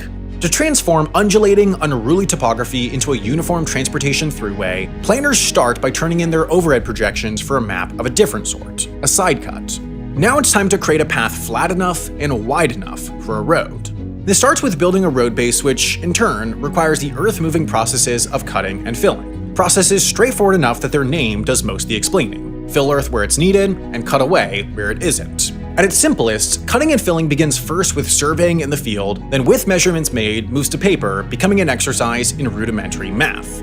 First, the proposed route is broken into 100-foot or 30-meter sections called stations. Then, at each station or half station, planners look at the side cut and figure out where dirt needs to be added and where it needs to be removed. If a road's going into a hillside, for instance, the cut will be on the uphill side, the fill on the downhill side, with the earth from the cut being moved to the fill. On flat land, there's likely to be more fill than cut, as a road will be positioned to sit higher so wide, so water will shed off the road's shoulder rather than pool. Once the amount of earth required to move is figured out at one particular station, it's on to the next station to do the same math, then the next after that. And once all these values are figured out, the planner now has a rough sense as to how much earth will need to be moved and how much time, material, and money it will cost across the entire length of the roadway. According to a Florida Department of Transportation cost estimating model, this part of the process, cutting and filling or excavating and embanking for a divided 4-lane highway across a rural landscape, would cost in itself over $1 million a mile, which makes up nearly a quarter of the per mile price. Though a task that's easy to wrap one's head around, it's one that requires a fundamental reshaping of a landscape and thus a lot of money. And this estimate's for the flat state of Florida, not Colorado, a state where protruding peaks and a rocky disposition make it easy for earth-moving costs to shoot a mile high. Before I-70 crested over Vail Pass, there was US Highway 6, a small 2-lane road cut into the north side of the canyon that was notorious for its sharp turns and difficult driving. It was dangerous to the point that motorists often avoided it, opting for the smoother, safer, but exceptionally indirect US 40. To build a bigger road, effectively 2 US 6s, while making the road safe enough to move unfamiliar Americans across at a 60-mile-per-hour clip, there would need to be a lot more earthwork. But in such a tight space, and such a pristine and delicate environment, there would also be major constraints. The first was this tiny creek. While a waterway that only a fraction of Coloradans can actually name, Black Gore Creek was and is critical to the communities below, filling the recreational reservoirs near the pass, supplying drinking water to Vail, and eventually dedicating its flow to a section of creek below the town of Vail that's earned the distinction as a gold medal water for trout fishing. Black Gore Creek is important. Locals knew as much and federal planners knew as much, so when it came to figure out where to flatten out enough space for a road base, the question of what it would do to the watershed became an important one. Runoff is a tricky business in road building. It first presents a challenge during construction, but handled improperly will remain a challenge for the lifespan of a road. On Vail Pass, this challenge was exacerbated by perpetually sandy soils, rapid snowmelt in late spring, and pounding rainfall in midsummer. With the passage of the National Environmental Policy Act of 1970, I-70 contractors were just beginning to understand environmental impact statements and pollution laws when they were awarded contracts to get the interstate over the mountain. Now, rather than just being fast, they had to be diligent too, or face the fines. City officials downstream from the project, for their part, were concerned about construction, as the loose soil at the pass was already silting up the town's water supply before any construction tore out grass and vegetation upslope. So contractors, as they do today, meticulously tested the water to ensure that sediment hadn't risen to unacceptable levels under their watch. To keep these levels low during construction, teams placed hay bales and sandbags to slow runoff and direct it to settlement basins. Water would inevitably make it to the stream, but if they slowed it and let the particles settle to the bottom, it wouldn't carry too much dirt down with it. But these are temporary problems with temporary fixes. There's also the challenge of dealing with water once a road's complete, and this is such a critical concern of road building that the US Department of Transportation Project Development and Design Manual dedicates an entire chapter to the subject of water. Basically, the question this entire chapter revolves around is how to best move water around and off roadways without ruining the nearby surroundings. The answer begins above the cut and starts during the construction phase. The very moment a road base is established, it's a race to revegetate the slope above the road with grasses and shrubbery that will hold the land in place when it rains. Generally, planners look to keep the uphill slope no steeper than a ratio of 2 to 1. For every 2 units the slope extends horizontally, it may safely rise 1. With a harsher environment, Vail Pass planners opted for slopes of 2.5 to 1 or less, and to give grasses their best chance, sprayed hillsides with mulch on the steepest sections and placed netting to help the seed take hold. For natural depressions that served as drainages for the hillsides, teams placed thirsty willows and boulders to both naturalize the landscape and slow the flow. On Vail Pass, and generally in highway construction, builders will make the most of these perpendicular drainages and actually cut uphill ditches running parallel with the road to divert runoff headed for highway to the drainage, then below via culvert. Where applicable, paralleling ditches, culverts, and revegetation have proved tried and true techniques to manage runoff and mitigate erosion in Colorado and elsewhere. But in the narrow confines below the pass, neither simple cut and fills nor their drainage systems were always applicable.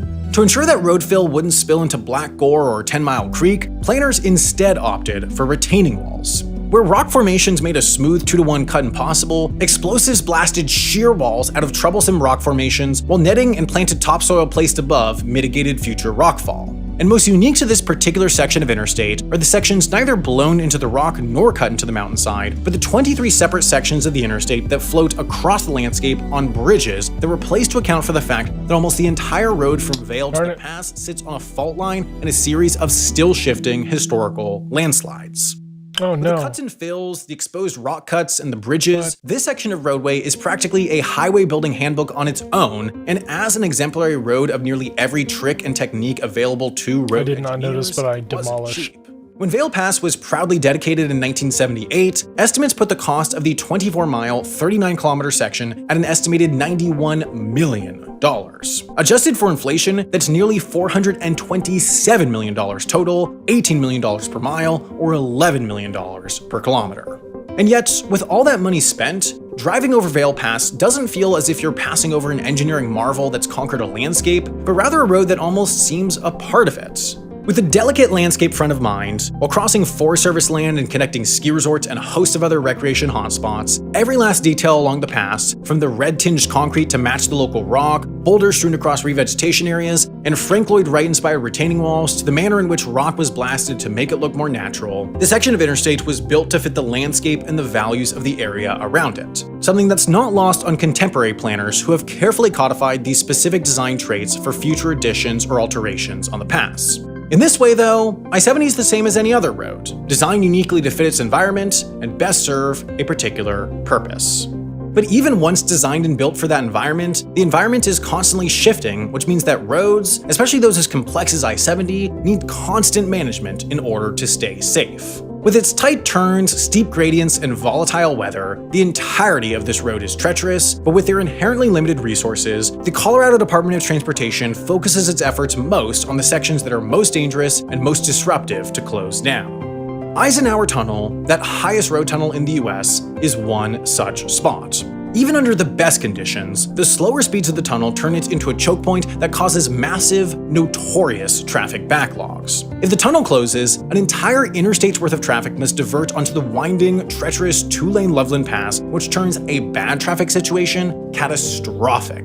But there simply are not alternatives. The next shortest diversion is 2 hours long over another treacherous mountain pass, so CDOT does everything possible to keep Eisenhower Tunnel open.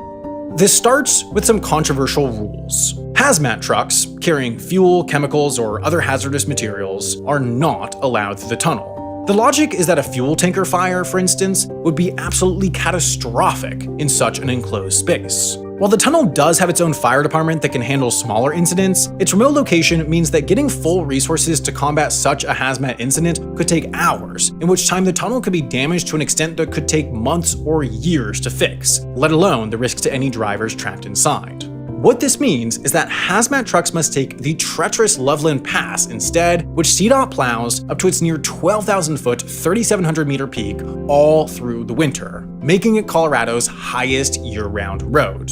Of course, navigating a fuel tanker up a steep, winding road to 12,000 feet in the middle of a Colorado winter is far from safe, so trucking industry advocates argue that this policy is effectively trading the safety of truck drivers for the convenience of ski commuters, but after a recent feasibility study reevaluating the policy, CDOT maintains that it's the best balance of safety overall.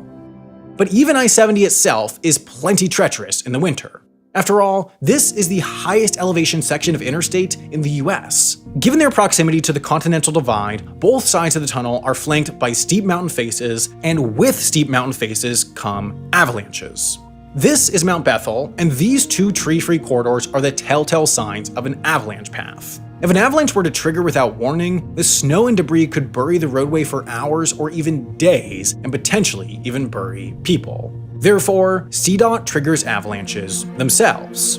At the start of each winter, the department positions Obelix trigger devices at the top of slide paths on each side of the tunnel. These remotely triggered egg-shaped capsules shoot out a concussive blast from the bottom that, if the conditions are right, trigger an avalanche in the snow below. This allows CDOT to close the interstate during a low traffic period to assure nobody gets caught up, and trigger avalanches regularly enough that no single slide will catastrophically bury the roadway. But especially in a landscape like Colorado's, the priority list of road safety issues is constantly shifting, meaning CDOT has to adapt. In recent years, Glenwood Canyon, 80 minutes to the west, has become the interstate's new most sensitive section.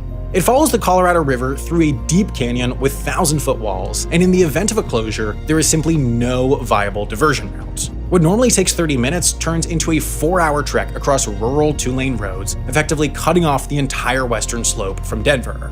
But in 2020, the road was shut for 13 days as a wildfire swept through the canyon, and even that was the least of its issues. As the fire burned the plant life whose roots kept soil in place, rainstorms cascaded into massive mudslides that would bury the road and potentially drivers. Unlike avalanches, mudslides can't be remotely triggered during a managed closure, forcing CDOT to rather close the highway whenever heavy rain was forecasted, bifurcating the state just by the threat of weather. With shifting threats and ever-changing demand, managing a road like I-70 is an endless job. CDOT and its personnel constantly face new challenges to keep this crucial conduit flowing. After all, it's a road whose existence was once thought impossible, but considering its impossible existence has transformed the entire state's economy and human geography, its operation is now just simply crucial.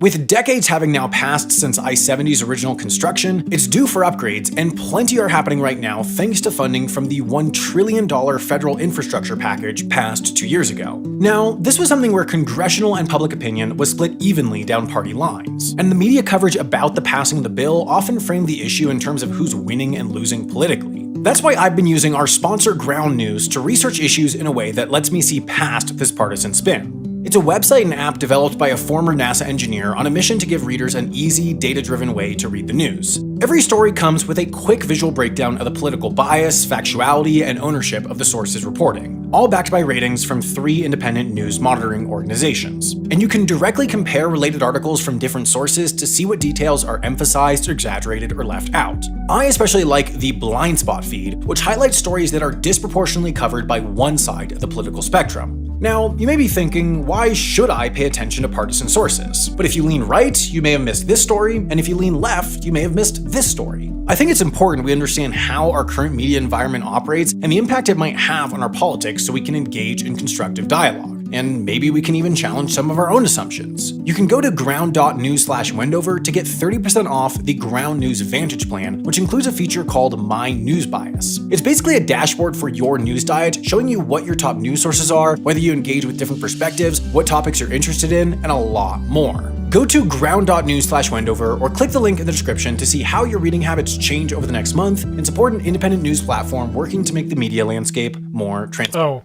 great. That's what's going on. And for Vitagliano, the tunnel issue was personal. When the first tunnel to East Boston was built in the 1930s, it came right up under his grandparents' house. And it was taken by eminent domain, and that whole area of East Boston was absolutely demolished. The new tunnel would come right up in Maverick Square, where Anna DeFranzo had organized that first protest. Not only would the tunnel take more homes, but it would effectively cut the whole area off from the rest of East Boston. Anna and her neighbors would be caught between the airport wall, the tunnel entrance, and the sea. But once again, the neighborhood had an ally, Fred Salvucci, the man who, in the last episode, helped stop highway plans laid out for the whole region. And since Salvucci had an office in East Boston, Vitagliano decided to go see him. What I thought was going to be like a 20-minute hi, how are you kind of a thing turned into a 3-hour meeting. And I realized after 20 minutes that I was sitting in the presence of a very remarkable person. Up to that point, Vitagliano had been thinking about small goals, like maybe they could get the airport to plant some trees, or hold off on their construction plans for a bit. That was kind of my thought, you know, just stop these kind of projects. But Salvucci encouraged him to think bigger. And Fred said, John, no, we have to think big terms about this. You have to remember, Salvucci was already in the midst of fighting to stop the Inner Belt and Southwest Expressway. He was already thinking in radical, transformational terms. So if those roads could be stopped, why couldn't the harbor tunnel be stopped too? It was like a revelation. I mean, Moses must have felt like this when he got the word, on Mount Sinai. He was mesmerizing. So now we have our two rival projects, the Underground Artery and the Third Harbor Tunnel. They represented opposite philosophies of transportation, the red rose and the white rose, if you will. One tunnel was all about serving car traffic, even if it destroyed some homes in the process, while the other tunnel was all about restoring the city's fabric and protecting residents from the impact of cars. Salvucci is deeply familiar with both of them, but not exactly responsible for either of them, not from his office in City Hall. But he was about to get a new office. From the WGBH studios, a Compass special. I don't understand what I'm doing wrong with this. In 1974, Michael Dukakis ran for governor, challenging a man you'll remember from the last episode, Francis Sargent. The draw of the lot gives the first opening statement to Michael Dukakis. Next Tuesday, Massachusetts will choose a governor. Dukakis attacked on many fronts, but transportation would become one of his signature issues. And for Dukakis, transportation did not mean highways. It meant mass transit, which he rode every day and which he argued the state had been neglecting for years. And I hope the governor one of these days takes a ride in the Green Line to see what we're going through, those of us who suffer on that thing day after day. It was all part of his appeal. This young idealist with a mop of black hair who rode the train to work like everyone else. A week after that debate, Dukakis easily defeated Sargent. He appointed Salvucci his Secretary of Transportation. This was a big promotion for Fred Salvucci. He was no longer a rogue city planner pushing and lobbying from outside the room where decisions were made. Now, many of those decisions were his to make. But despite all that, the Third Harbor Tunnel was not something he could just dismiss. The traffic out to the airport really was bad, and for many people in the state, a few blocks of East Boston was a small price to pay for a faster trip to the airport. So as Secretary of Transportation, Salvucci was now in a tough spot. Yeah, the artery was something I really wanted to do. The tunnel was something I felt there was a lot of support for, and I had to deal with that politically, but I wasn't going to be part of screwing East Boston again. And if Salvucci was skeptical of the harbor tunnel, Michael Dukakis was downright hostile to the idea. Dukakis still felt it was a waste of money. Dukakis, remember, was all about mass transit. So his standard line was, we already have a Third Harbor Tunnel. It's called the Blue Line. Meaning, people should take public transportation to go to the airport. No new tunnels, no new highways, period. So all through that first term, Salvucci began laying the groundwork for the project he and Dukakis did agree on, getting rid of the elevated artery. They steadily advanced the idea forward over those 4 years, but what Salvucci didn't realize was that the pendulum was about to swing the other way, led by a man who the activists in East Boston also knew very well. We are going to turn this state around and bring Massachusetts back to the leadership role it has enjoyed throughout American history. The War of the Tunnels was just getting started.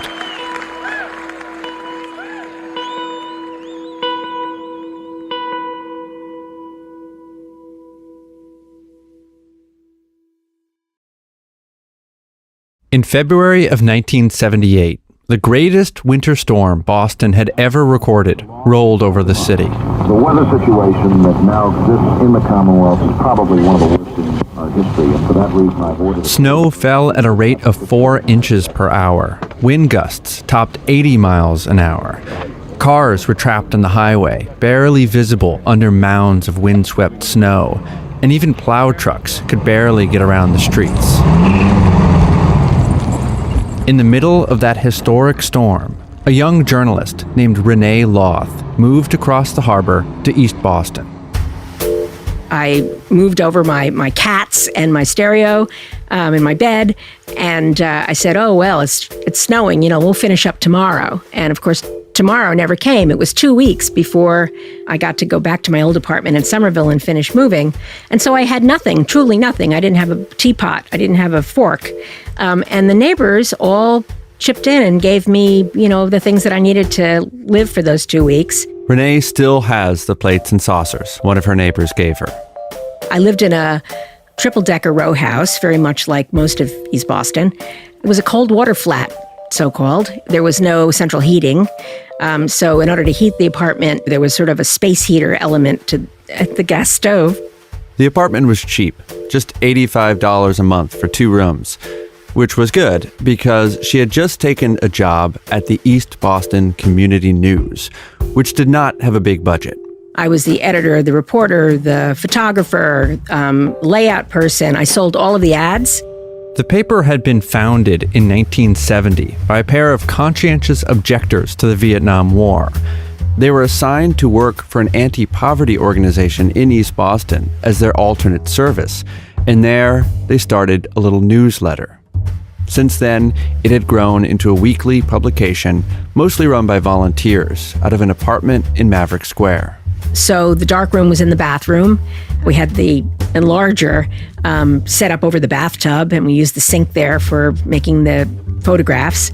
The kitchen, that's where we had our sort of main office. And then there was a long, skinny bedroom where we had a layout table. WGBH filmed the community news office about a decade later, but in the footage, it still looks like a pretty scrappy operation. We may have to go 16 pages. We would typeset it on an IBM Selectric typewriter, and then we would just sort of cut the columns of type out and use a hot waxer to lay the pages out. And, there were these marathon weekend production sessions.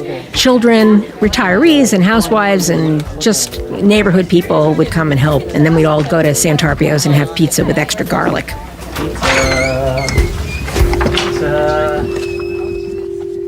1978 was also an election year for Massachusetts governor, and a new challenger emerged, Ed King. The activists in Eastie knew Ed King well because he was the face of airport expansion, the man who wanted to pave over their neighborhood. He was really our bet. Right, there we go. Our relationship with him was not good. King had run the Massachusetts Port Authority, or Massport, which operated the airport, and he ran it during those same years when the airport was swallowing up land, expanding runways, and sending dump trucks rumbling down Maverick Street. Before that, he was a professional football player who spent 3 seasons with the Buffalo Bills and Baltimore Colts. And before that, interestingly, he was a kid from Eastie. He had grown up in the neighborhood. So there's a little bit of, amateur psychology that somebody could do about how Ed King felt about his own roots, that he wanted to basically destroy the neighborhood and create this vision he had of a transportation mecca. He was going to blow it up and start all over again. When it came to tunnels, it was no secret what color rose Ed King wore. His transportation mecca did not include an underground central artery, but it definitely included a new harbor tunnel. By the way, he actually lived about 3 blocks away from where we are right now. Back in the early 70s, years before King ran for governor, John Vitagliano was part of a neighborhood group that would actually follow his every move. What we call the Truth Squad, and would follow Ed King and a couple of his cohorts around from one neighborhood meeting to another. So every time King made his pitch for airport expansion or the new tunnel, we would go up and really challenge him in meeting after meeting. Mary Ellen Welch, one of the Maverick Street mothers, used to lead processions of cars that crept around the airport at 5 miles an hour, basically taunting Ed King, who would be standing on top of the terminal with a pair of binoculars, yelling at them. We didn't get the press releases from Massport. If we tried to contact anybody for a comment, they wouldn't comment. It was a contentious relationship for sure. But the battling and sleuthing had all come to an end in 1974, when the Massport board fired Ed King. I fired Ed King. First thing. This detail is too good not to mention. It was actually Anne Hirschfang, one of the highway activists from the last episode, who cast the deciding vote. The Massport board had been shifting for a few years at this point, and King's vision of airport expansion was losing support. So in 1974, when Hirschfang was appointed to the board, King made his last stand. He'd gotten all of his allies in the boardroom. The temperature's about 150, and they were all yelling at me. It got so bad that the state police halted the meeting and escorted all the board members out of the room. So we all went into the office of Ed King and fired him. King did not take that defeat lightly. And so a few years later, in 1978, he ran for governor. He was a Democrat, so this was a primary challenge. But King was a very different kind of Democrat. His platform was more like a preview of Ronald Reagan. Welfare reform, tax relief, abortion, and the death penalty. Again, Renee Loth of the East Boston Community News. And the thing about Ed King is that he would just hammer these over and over again. You know, you could almost quote what he was going to say. I'm for capital punishment, lid on state spending, raising the drinking age to 21, no taxpayer money being... This audio is from a televised debate between Dukakis and King. No matter what question they'd ask him, he'd say, I'm for the death penalty. He's against it, I'm for it. Capital punishment, I'm for capital punishment. And it was like, apropos of nothing, he would just keep saying the same thing. I favor mandatory jail sentences, mandatory for drug pushers. And King's bet was that in 1978, a lot of people agreed with that message. That mainstream Democratic Party, that blue-collar worker, you ask him about taking his dollars to pay for abortions, do you know what his answer is? No, the fringe is over here. The fringe he was referring to, of course, was Michael Dukakis, the sitting incumbent, who frankly looks a little bored by this whole debate. Mr. Dukakis, you have 60 seconds to respond. The Dukakis campaign was kind of sleepy and not really taking the threat of Ed King seriously. But the East Boston Community News took Ed King very seriously. And they made it their mission to raise the alarm. So we ran a sort of fake front page the week before the primary that we called The Bad News. And there was a headline that said, King elected governor, bulldozers to roll through Eastie tomorrow. The issue was laid out in hot wax, then printed and distributed around the neighborhood as usual. And after a couple of hours, I started getting phone calls from like the fellow who ran the 7-Eleven type place in Maverick Square saying, is there a problem with the community news today? And I'd say, no, why? Apparently, someone had just walked into the store claiming to be with the community news. They said there was an error with the issue and had to take all the copies. And I said, no, we did not have this error. We did not order the papers to be recalled. And we did have evidence that the fellow who was taking the papers and throwing them into the back of his station wagon had an Ed King bumper sticker. Nice. Each issue of the paper cost $350 to print, and they did not have another $350 lying around. A number of people in the community, John Vitagliano and other anti-airport activists, raised the $350 out of, $5 and $10 donations for us to reprint the issue. I still have a copy of it, by the way. It was, for us and for the people we represented, a really great moment. Can you take me to the 1978 election? I'd rather not, but I will. John Vitagliano was driving back home on the night of the primary, September 19th, 1978. And I can still remember having to stop my car and pulling off into a parking lot and so forth just to get my wits together, because I couldn't quite believe what I was hearing. Dukakis was the overwhelming favorite. In some polls from that summer, he led by a 40-point margin. And yet, Ed King, who had pledged part of his life to essentially eliminate East Boston, apparently he was winning. It was just mind-boggling. It was mind-boggling for Dukakis as well. If you don't think that was a difficult defeat, you can't imagine. A few months later, King won the general election and became the state's next governor, meaning the war between the tunnels was about to enter a new phase. Thank you, ladies and gentlemen. Thank you very much. Fred Salvucci learned an important lesson that day, that a good idea was not enough.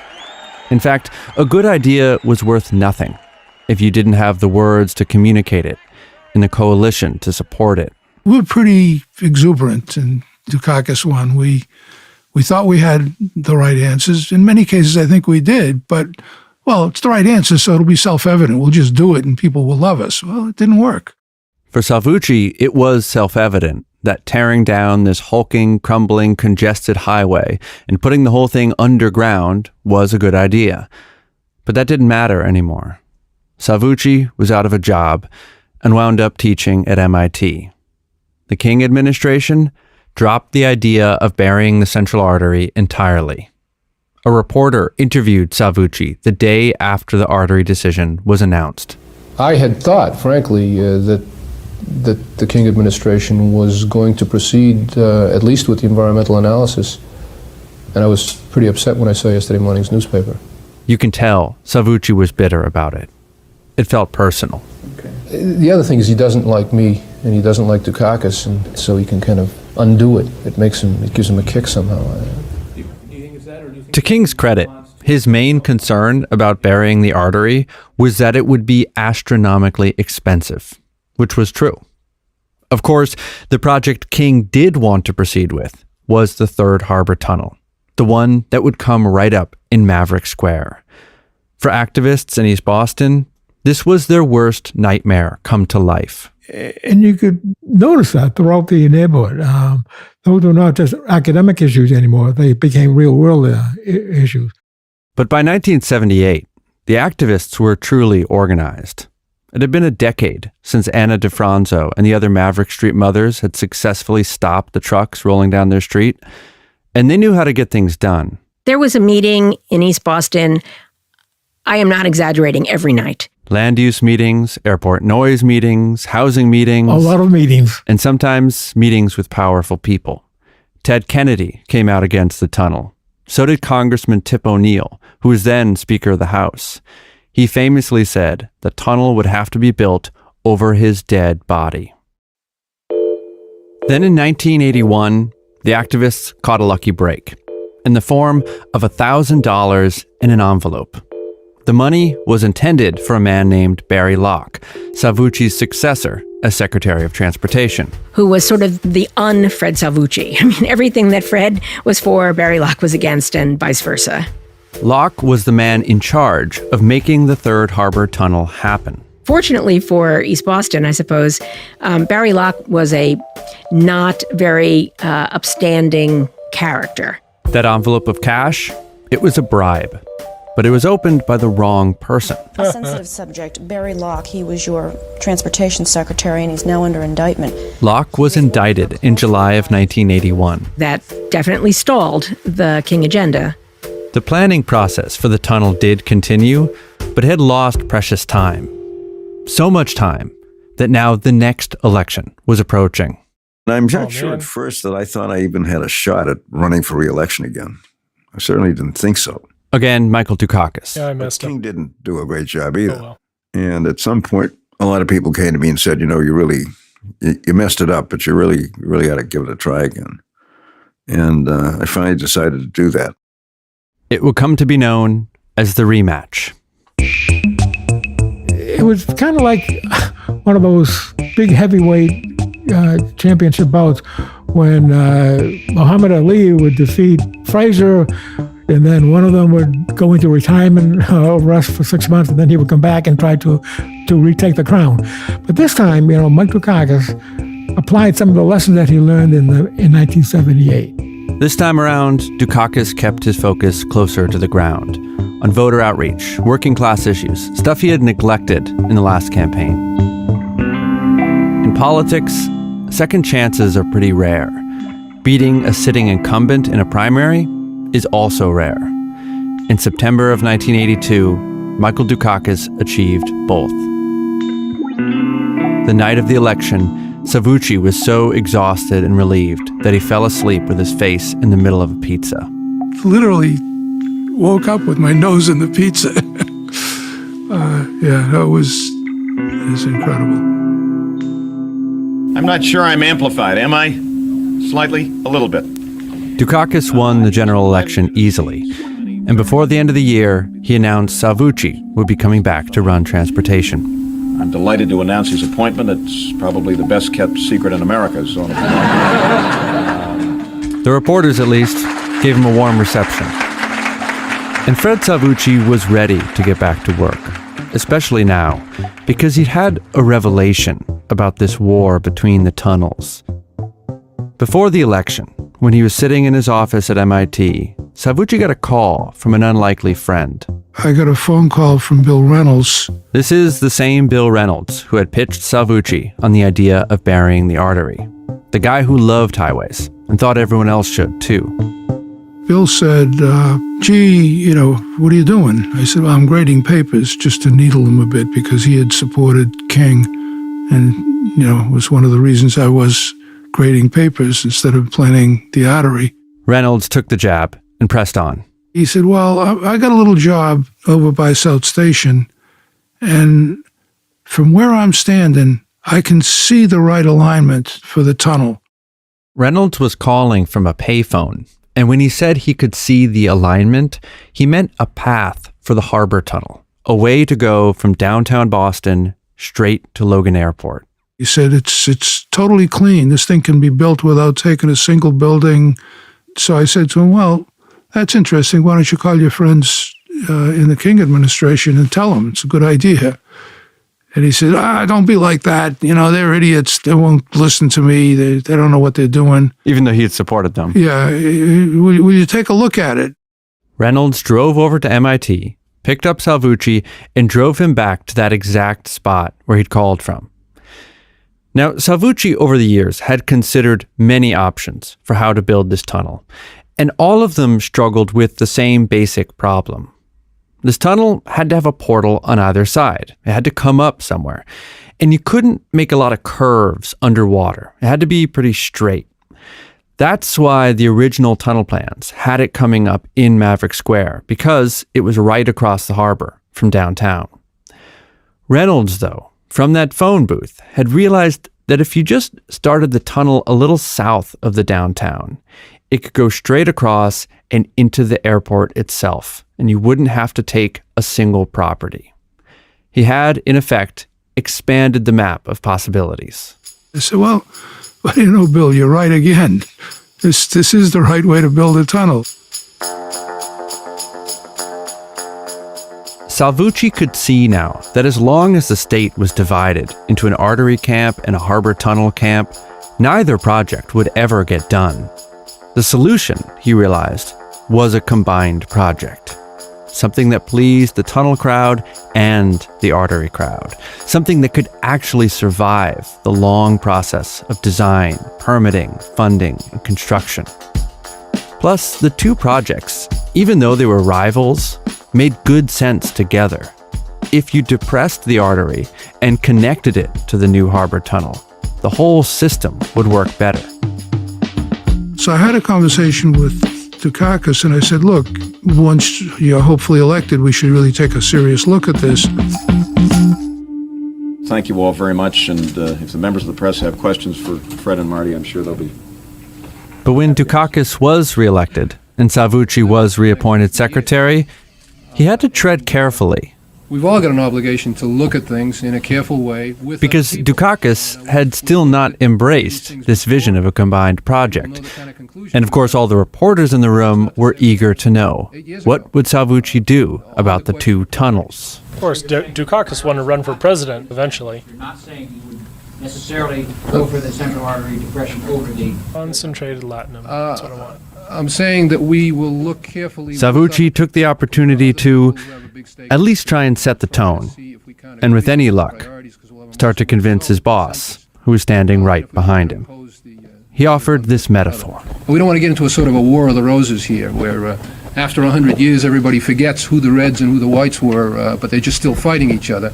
We've got to get the facts on the table, and the general public that's caught in a traffic jam really doesn't care which color rose people wear on the lapel. They want to see something done that's going to make our transportation system work better, and we have to get agreement to do that. It can't be a unilateral kind of decision. In order to forge that kind of agreement, Salvucci first needed to get his own allies on board. But even with the new tunnel plan, there were still skeptics in East Boston. Just the idea of supporting a tunnel, even on the airport, raised the hackles of a lot of folks in East Boston. And I was one of them. But I know Fred was the only person that I can think of who could have pulled that off. It had to be Fred. And he put his whole reputation on the line. The person Salvucci went to for help was Anna DeFranzo, one of the original Maverick Street mothers. And I got together with Anna and I said, look, he made a very practical argument. One of these days the tunnel's going to get built because the traffic's building, the political pressure from everywhere else wants the tunnel. And now we've got a tunnel that doesn't take our land, it takes the airport's land. So basically he said, I won't be around forever. Take this tunnel while you can. And it'll settle this issue once and for all, and we'll be free of this threat.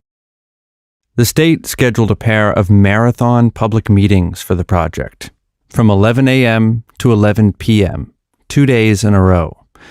They were held upstairs at historic Faneuil Hall, the so-called Cradle of Liberty.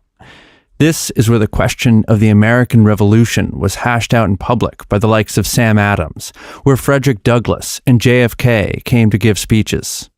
And the meetings over the harbor tunnel lived up to that proud tradition. A lot of yelling and screaming, people getting up and shaking their fingers at Fred. You know, like if one would get up and say, well, that's not so bad. Another one would get up and say, it is bad, it's worse. This was in early August, during one of Boston's hottest summers on record. The temperature that first day climbed well above 90 degrees. The meetings dragged on. At one point, anti-tunnel activists held the floor for 2 hours straight. But eventually, Anna DeFranzo got up to speak. It was very dramatic. She said, I was always against the tunnel, but this tunnel's different, and this tunnel's good for us. Let's support it. It was stunning testimony from the woman who, perhaps more than anyone, had put her body on the line for the neighborhood. From the woman who had stood in front of dump trucks, who had broken through fences, and once sat down in the bucket of a front loader, who had been arrested and handcuffed who knows how many times. When she gave her blessing, for many people, that meant the tunnel was okay. Anna DeFranzo lived to be 91 years old, long enough to see that tunnel built. Today, you can see the ventilation shaft for it from the very end of Maverick Street, just beyond the airport wall. Also, at the end of Maverick Street, there's a park overlooking the water and a senior center, now named for Anna DeFranzo. I took a walk around that park recently. It was early and quiet. I realized afterward that, by a strange coincidence, this day that I came out to record the park, the FAA had shut down all air travel in the whole country due to a weird technical glitch. It was the first time that all domestic air travel had been halted since 9/11.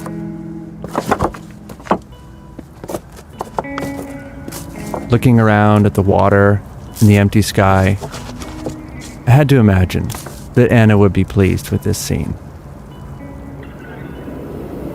What do you hope East Boston looks like in 10 or 20 years from now? I hope it'll be a beautiful place with a lot of trees, a lot of grass, which we used to have and is gone now, and places for our elderly and mothers and children and the little kids, so they'll have a lot of place to play that we don't have anymore. That's all gone. We had so many things. They're all gone now. Would you leave East Boston? Never. Here's where I was born and here's where I'm going to die.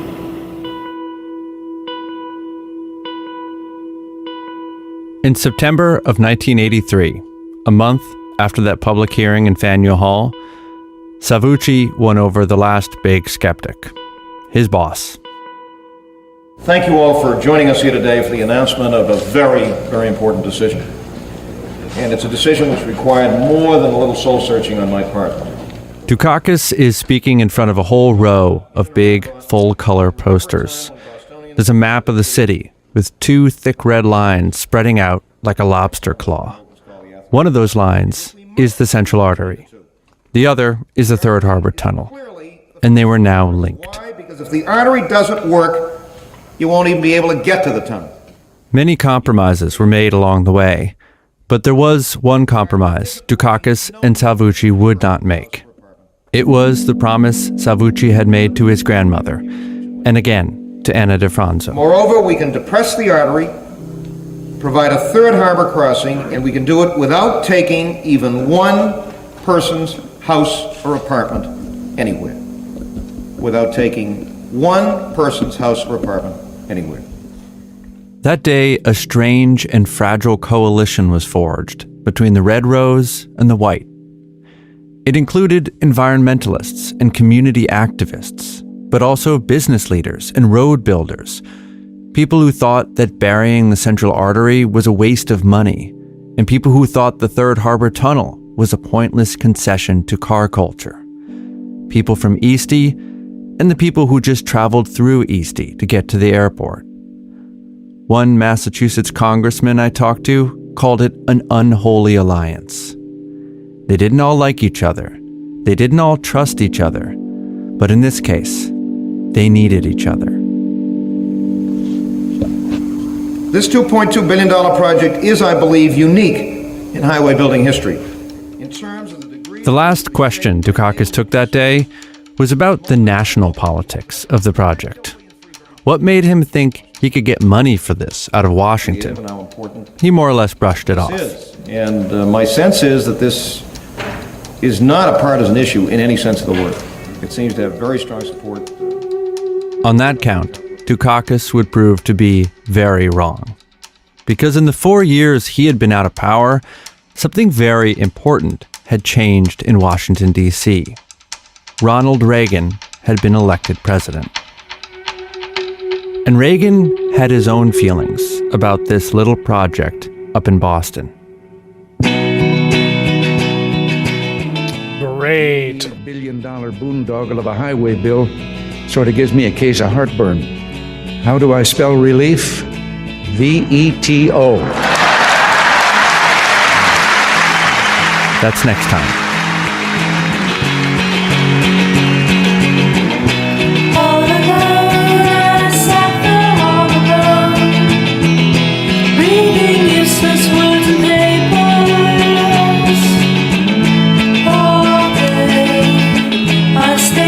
Let's finish Big Dig Part 3.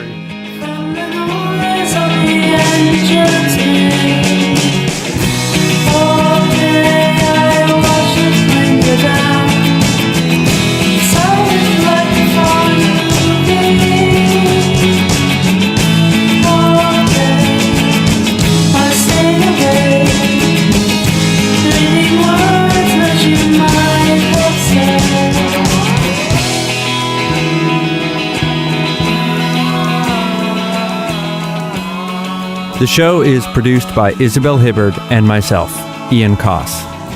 It's edited by Lacey Roberts. The editorial supervisor is Stephanie Lydon, with support from Lisa Wardle. May Lay is the project manager, and the executive producer is Devin Maverick Robbins. The interview with Mary Ellen Welch was recorded and graciously shared by the filmmaker Naomi Yang. Her film, Never Be a Punching Bag for Nobody, is a deeply moving portrait of activism in East Boston. I'm also grateful to the Young Northeastern Melee? University I missed the Archives, which have digitized issues of the East Boston Community News spanning the paper's 20-year history. If you want to see the archival video that we're working from, including footage of Anna DeFranzo, Dukakis, Salvucci, go to gbhnews.org. It's all up there. The artwork is by Matt Welch. Our closing song is ETA by Damon and Naomi. The Big Dig is a production of GBH News and distributed by PRX. Start and middle point. Then a bend. Endless series of. Oh yeah, I guess I. If you drive through the Big Dig today and you look up, just as the road dives underground, you'll see a name in big white letters over the tunnel entrance. But the name is not Fred Salvucci, and it's not Michael Dukakis. The name is Thomas P. O'Neill Jr., a man known better as Tip O'Neill. I know you came here to see the man that's about the third most powerful man in the United States, maybe the second. The man who is representing us so well, Mr. Speaker, Tip O'Neill. Tip O'Neill was a bear of a man with bright white hair and a bulbous nose. And his whole career, he operated by the simple motto that he made famous. All politics is local. I wish everybody would sit down. I feel so uncomfortable. Tip O'Neill was bigger than life. Alice Wolfe is the former mayor of Cambridge, which made up part of O'Neill's congressional district. He had an event, a hotel in Cambridge, and I remember going in there, and he would know every single person that was at the event. Mary Zamparelli. My God, Mary, how are you?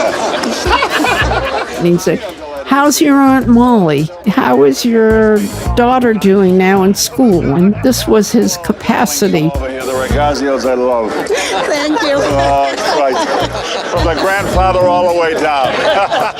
It was power of his personality. This is Tip O'Neill's son, Tom O'Neill III. And his chief of staff, Leo Deal, once said to somebody, "You haven't lived till you've met Tip O'Neill." And there was magic in that, because he was right. I've got, and baby fingers I've got, and baby toes, waiting down in... That is a big. In 1983, Tip O'Neill had been in Congress for 3 decades, and he had risen to its highest post, Speaker of the House of Representatives. Now, in the paralyzed politics of today, that job can seem kind of thankless, just a bunch of arm twisting and cat herding. But the Speaker is powerful. And Tip was not just any speaker. He held the gavel for 10 years straight. That's an all-time record, by the way. And he used it to great effect. Very little could happen in that chamber without his support. So when Fred Salvucci got back into state government and started pushing for this new combined project to tear down the elevated central artery, rebuild it underground, and build a new tunnel over to the airport, he knew he would need O'Neill's help, and that it might not be easy to get. So what was it like when you brought this idea to Tip O'Neill? What do you think? Oh, there's a meeting convened in his office. Fred came in and he put out the map of the project all across this enormous desk in the Speaker's office. Congressman Brian Donnelly was in the meeting too. Like O'Neill, he also represented parts of Greater Boston. And I remember to this day Tip leaning over, and he had a cigar, and the ashes kept falling,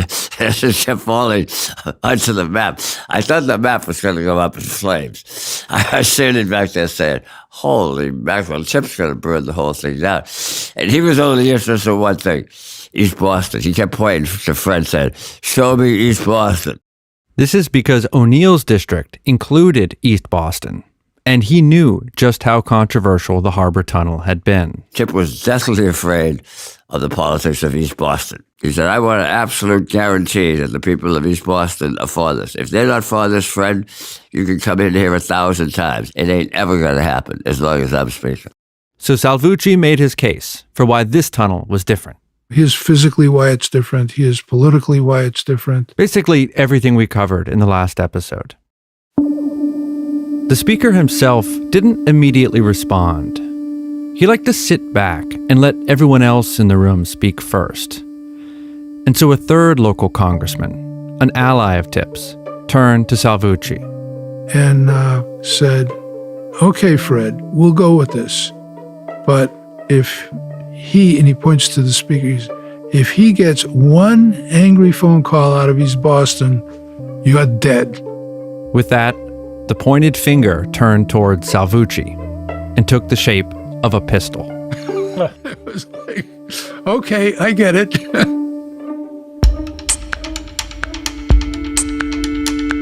From GBH News, this is The Big Dig, a study in American infrastructure. I'm Ian Koss. Infrastructure is one of those political issues that, in theory, is supposed to be bipartisan, but in practice, it's not. Obama proposed a big infrastructure package. It went nowhere. Trump proposed a big infrastructure package. It went nowhere. Yes, Biden did get his bill through, but just barely, and with only a few dozen Republicans on board. And yet, all those recent infrastructure battles pale in comparison to the one that unfolded during the mid-1980s. This was at a time when bipartisanship was much more common, especially when it came to highway funding, which made the whole episode that much more extraordinary. The leader in the White House was Ronald Reagan. The leader in Congress was Tip O'Neill. The issue between them was the Big Dig. This is part 3. All politics is local.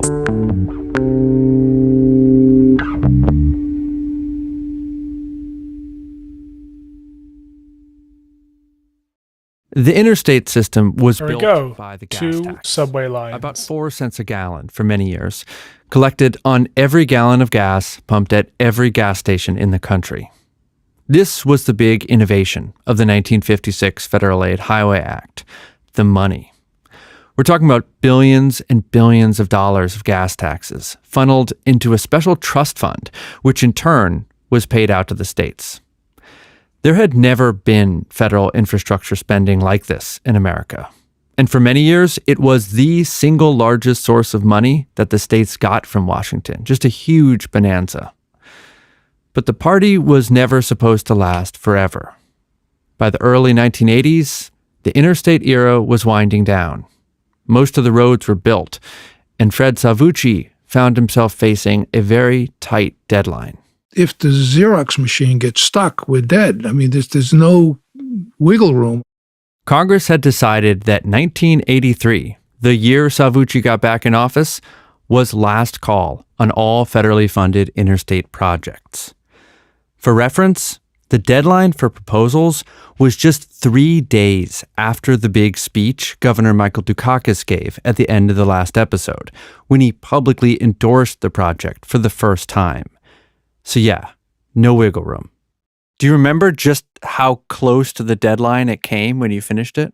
Do you want to know the truth or not know the truth? Matt Coogan was Salvucci's Undersecretary of Transportation. I'll take the truth and nothing but the truth. What happened was that the book was printed, and I hope I can get away with this now, but the book was printed in Waltham, which should be just about a 25-minute drive from the Federal Transportation Building in Cambridge. And there was a fire on the turnpike, and the turnpike was closed. The car with the book of plans was stuck. It couldn't get through, and it couldn't get off the highway. You know, there were something called mobile phones in cars, and they were like as big as a brick. So the staff knew exactly where the book was, and I didn't. I had the pleasure of waiting at Federal Highway till it arrived. Oh, so you're standing on the sidewalk at Federal Highway, looking at your wristwatch, tapping your foot. I remember the day I was inside with these very nice professional folks, and they said, you know, it's 5 minutes late. And I said, no, that couldn't possibly be. Meanwhile, word had gotten out via the newfangled mobile phone, and a second car was dispatched to get the book from the people in the first car. And they ran it off the highway, and the second car drove it to Federal Highway Administration and maybe missed the deadline by 10 minutes. Thanks to a small, and as far as I can tell, never before reported act of grace, the tardiness was overlooked, and that book-sized proposal was accepted. When we got the thing in, it was, wow, nobody thought we could do it. It's done. Isn't this great? Everyone's on board. And Federal Highway always takes time to process and review the record. The Federal Highway Administration they keep referring to is like the guardian of the Highway Trust Fund, the people who decide which projects get the money. And it took a long time. At some point, Salvucci started to suspect that something was amiss. It should not be taking this long. And he had a theory why. There was a Federal Highway Administrator who was a Reagan loyalist. He wanted to croak us. Reagan's man at Federal Highway was named Ray Barnhart. Barnhart had come to the job from Texas, or as Salvucci likes to say, he pretended he was from Texas, even though he was born in Illinois. The two men had met once before in Boston when Barnhart came to give a speech. He said, "Ladies, gentlemen, and others." I say others because any state that would send to Washington as their elected representatives the likes of Ted Kennedy and Tip O'Neill must have a lot of others in the room. And it was like, there was a groan. It was like, this guy is a high federal official, and he was just out to kill us. Barnhart's view was, after all the highway projects Massachusetts had canceled, like the ones from our first episode, why should he now give them any money for this new one? He said, quote, "Coming from Texas, my first inclination was to let the bastards freeze in the dark."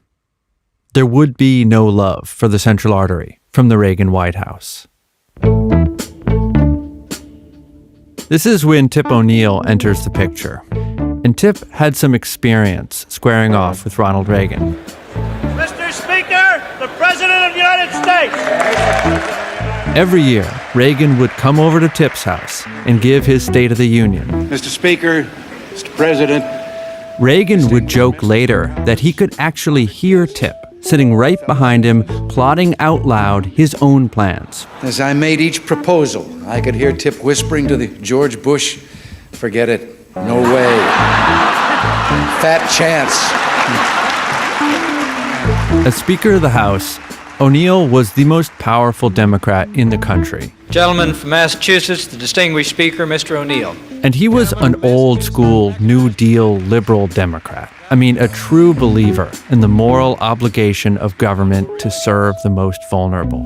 When the President of the United States presented his economic package to the Congress, he sent a challenge. Now, here he was presiding in the era of neoliberalism, privatization, Reaganomics. There's thousands of cuts in this. Which one are you going to pick out? You're going to choose food against education? You're going to cut highways against defense?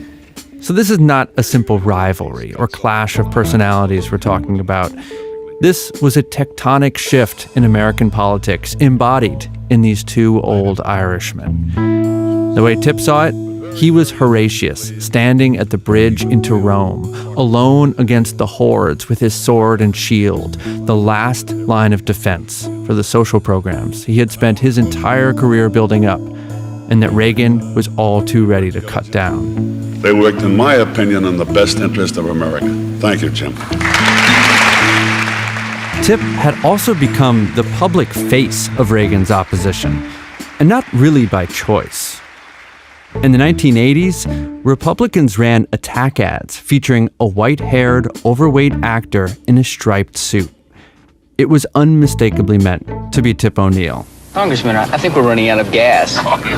It's not as if the Democrat Congress didn't have a warning. The last 3 We see this actor Tip driving carelessly down the road until the car finally stalls out. Hey, we're out of gas! The Democrats are out of gas. Vote Republican. Tip was the foil, the heel, the boogeyman for the Reagan Revolution, which created a problem when it came to the Central Artery. If Tip defended the project, it became a national issue. Again, Congressman Brian Donnelly. So all the tip haters would be sending in letters and raising money, and here's this big liberal Democrat stealing all the taxpayers' money. So instead of making a big scene on the floor of the House, O'Neill exercised a more subtle kind of power. This is a man who was known as a cunning political operator, a man who, when he became Speaker, passed over 20 rules changes in the first hour just to solidify his grip on the chamber. So Tip knew where all the levers were and exactly when to pull them. In this case, that lever was something called the Interstate Cost Estimate. At the heart of the controversy is something called the Interstate Cost Estimate, or ICE. Every 2 years, Federal Highway had to come up with an estimate of what they thought it would cost to complete the rest of the system. Congress then has to approve that estimate and approve the Federal Highway Administration's recommendations for dispersing that money. The next cost estimate was due in 1984. Usually these were pretty routine bills that didn't create a lot of drama. But that year, the chairman of the House Public Works and Transportation Committee, Jim Howard, insisted that funding for the Central Artery had to be included, and the bill stalled. If Congress doesn't decide on a new interstate cost estimate by the time it recesses in February, more than 1,000 projects nationwide could be delayed. Now, I want to emphasize that this fellow, Jim Howard, was not. Oh, that covers up my face. The Central Artery did not serve his constituents in central New Jersey. But I've got to automate this better. Powers is making committee appointments. And Howard was a hand-picked, loyal ally. Yeah, he should have abandoned us any time. Because don't forget, there were other members that had projects that was important to them, as this was to Massachusetts. So they were pestering him, saying, this bridge is going to fall down. This needs to be fixed. But he had given his word to the Speaker, and come hell or high water, he wasn't going to break his word. No Central Artery funding, no highway bill. Even though Tip O'Neill was careful to keep his distance from the issue, it was still clear where the pressure was coming from. So around this time, the project got perhaps its first nickname, Tip's Tunnel. So the project has become now somewhat notorious in all the state highway places because they're all wanting to get their money. Chip DeWitt was Fred Salvucci's point person on DC politics, and he was starting to feel the pressure, not just from other states, but from Tip O'Neill's staff, too. And they said, look, you've got to work something out because we can't keep holding this money up. But of course, 1984 was also an election year. Famously not a great time for working things out. It's wonderful to be in Boston, the House. When Reagan made his campaign stop in Boston, he was met with jeers and protesters upset with his policies. So the relationship between Reagan and the Bay State was, let's just say, uneasy.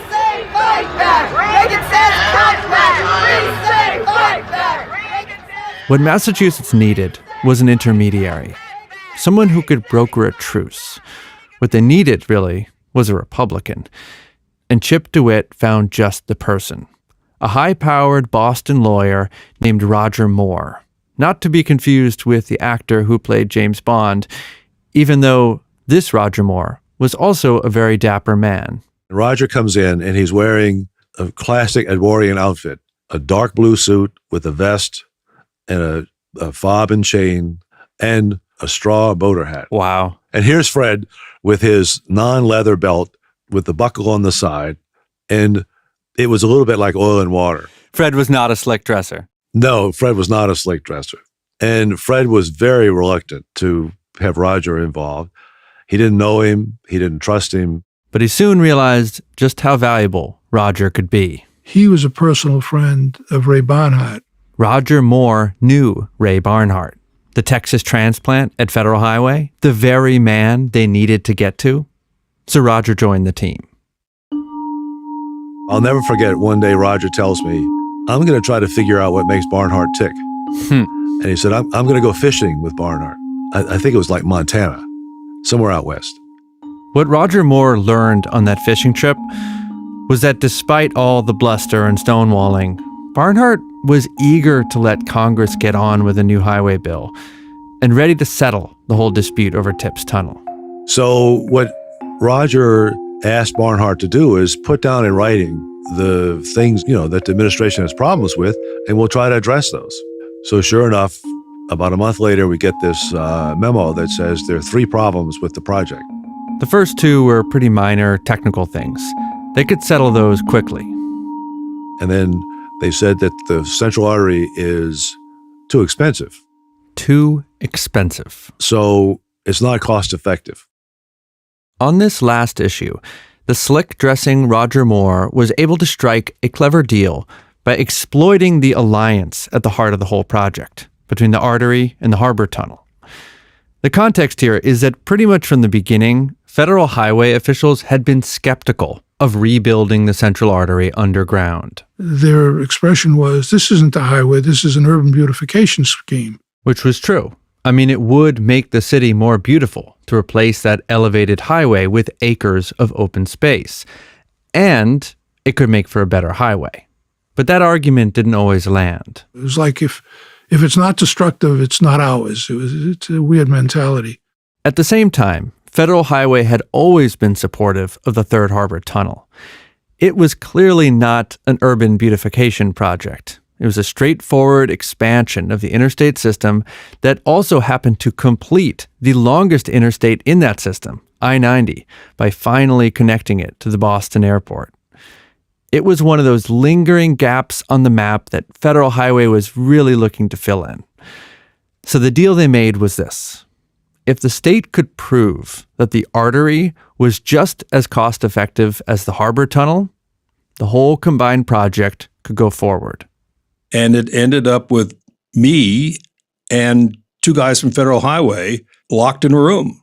Salvucci's undersecretary, Matt Coogan, and these 2 federal officials were given about 3 months to do a complete cost-benefit analysis. They literally said, throw out the forecast you have. We're going to do this together. They started crunching numbers. Traffic predictions, tunnel capacity, average speeds, with Coogan signing off on every calculation. During those 3 months, Coogan's father died.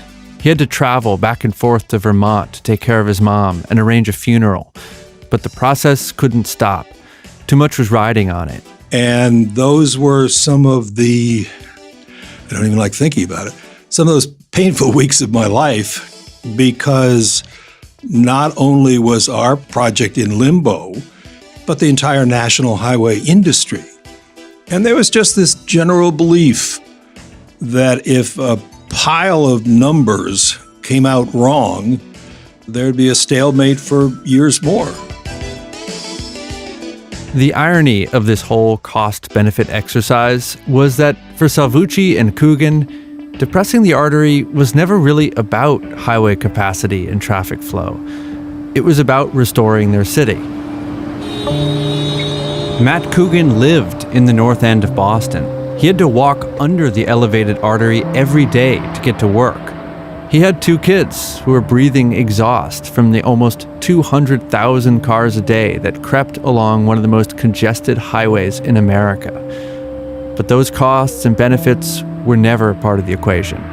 And if you want to have a discussion of destruction of beautiful cities, we could have it. But I never once went to Washington and said, I want our city to be more beautiful. That's not what I sold for 10 years. Finally, the 2 federal officials emerged from that little room with a result. The numbers were all crunched, and they were not good. Ideally, if you're doing any kind of cost-benefit analysis, you want the ratio to be more than 1, right? You're getting out more than you're putting in. Well, from just a traffic standpoint, the cost-benefit ratio of the artery was 0.3. For every $1 of cost, you get 30 cents of benefit. However, the cost-benefit ratio of the harbor tunnel was also not good. In fact, it was exactly the same, 0.3. The 2 projects were equally uncost-effective, and that was the bar they had to clear. Reagan's highway guy, the would-be Texan, he honored his word and gave the project a lukewarm but important blessing. He didn't say he would support its journey through Congress, but he did say that he probably wouldn't oppose it. And that was a big statement. He said that to all the staff people in the room because it was a change. It was a big change from what they were hearing from the top. Interestingly, Barnhart chose not to relay that same message up the chain of command. And when word made it to the top, the White House that is, that TIPS tunnel was back on the table, the Reagan administration made it clear that the fight was not over yet. Not by a long shot.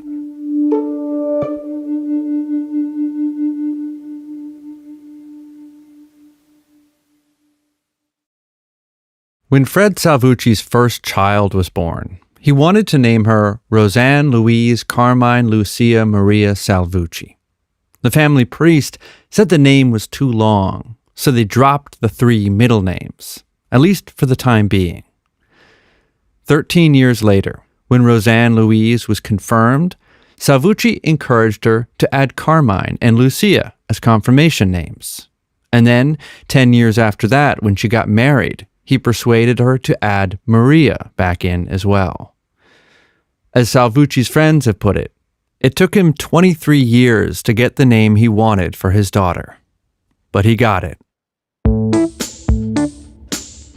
The quest for artery funding would require of Salvucci that same kind of patience and persistence. I'll never forget, it was Christmas Eve, and it was about 4 o'clock, and my secretary buzzed. And she said, "You won't believe who's out here." I said, "Who?" She said, "Fred Salvucci." He was relentless. I used to joke with people that Fred would take his brain out of his head and put it in a little machine, and it would keep working while he was sleeping. Because he was working on it 24 hours a day. There was no big highway bill in 1984, no big highway bill in 1985, and no big highway bill in 1986. Congress was still deadlocked over Boston's Central Artery, as well as some other issues, and only managed to pass a very basic funding extension to keep existing projects from running out of money. It was starting to feel like, whenever this next highway bill did pass, it would be the last one, the end of the interstate era. To guarantee the artery's future, it had to be in there. For Salvucci and the project's supporters, this was money the state was entitled to. Massachusetts had passed all the tests, met all the deadlines. We had paid our gas taxes like everyone else, and now it was time to get our share. But with every passing year, the state found itself more politically isolated because the interstate system was more done. And as more and more states completed, you're left with a small number of stragglers, Massachusetts being the biggest straggler. So the other 49 states, like, what do they care? On top of that, Massachusetts was about to lose its most powerful weapon. Entertainment tonight will not be seen because of the following special program, a tribute to Tip. 1986 was Tip O'Neill's final year in Congress. And right now, Massachusetts Democrats are beginning an evening of tribute to House Speaker Thomas B. Tip O'Neill, who is retiring after 34 years in Congress. Tonight's affair here at the Park Plaza Hotel. So Mr. O'Neill is finished up as Speaker, and he calls all the members into his office. As Chip DeWitt recalls, Senator Ted Kennedy was there. So was John Kerry, Brian Donnelly, and of course, O'Neill's old friend, Jim Howard, who still chaired the House Transportation Committee. And he calls Howard to come over. And he says, "I want you to take care of this." And Howard says, "Absolutely, I'll take care of it." And then it became a point of pride for Mr. Howard. He was going to do this for Mr. O'Neill. This is the 100th Congress of the United States. In January of 1987, the second bill introduced in Congress was the Highway Bill. This was it, the last best chance to fund the Central Artery project. 1,500 needed highway projects in all of our states await the speedy completion of this. I was wondering, just for some kind of big picture background, how did highway bills work before this one? You know, if we go back to the 60s and the 70s, what were these reauthorization bills usually like? Oh, they were usually passed 99-1 in the Senate and maybe 3 or 4 votes anti in the House. I mean, they were always bipartisan, popular bills. Right. So what changed in the 80s? Why did it become partisan? Well, there was an attempt to paint the Democrats as big spenders. To begin with, you might have noticed that lately there's been a little trouble with the way the big spenders in Congress have been handling the budget. And of course, Tip O'Neill was the perfect example of that in their mind. That's what they were trying to say. Mm-hmm. Legislation like the $88 billion boondoggle of a highway bill sort of gives me a case of heartburn. So when the House introduced their highway bill, Reagan immediately threatened to veto. How do I spell relief? V-E-T-O.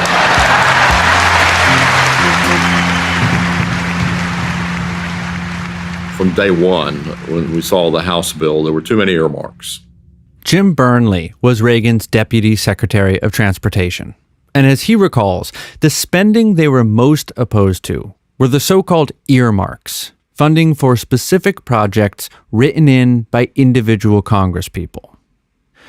Now, for politicians like Tip O'Neill and Ted Kennedy, earmarking, or what Reagan liked to call pork barrel politics, was nothing to be ashamed of.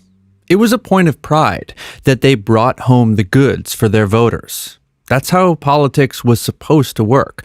Plus, it helped build bipartisanship and cooperation when everyone could benefit from a big bill.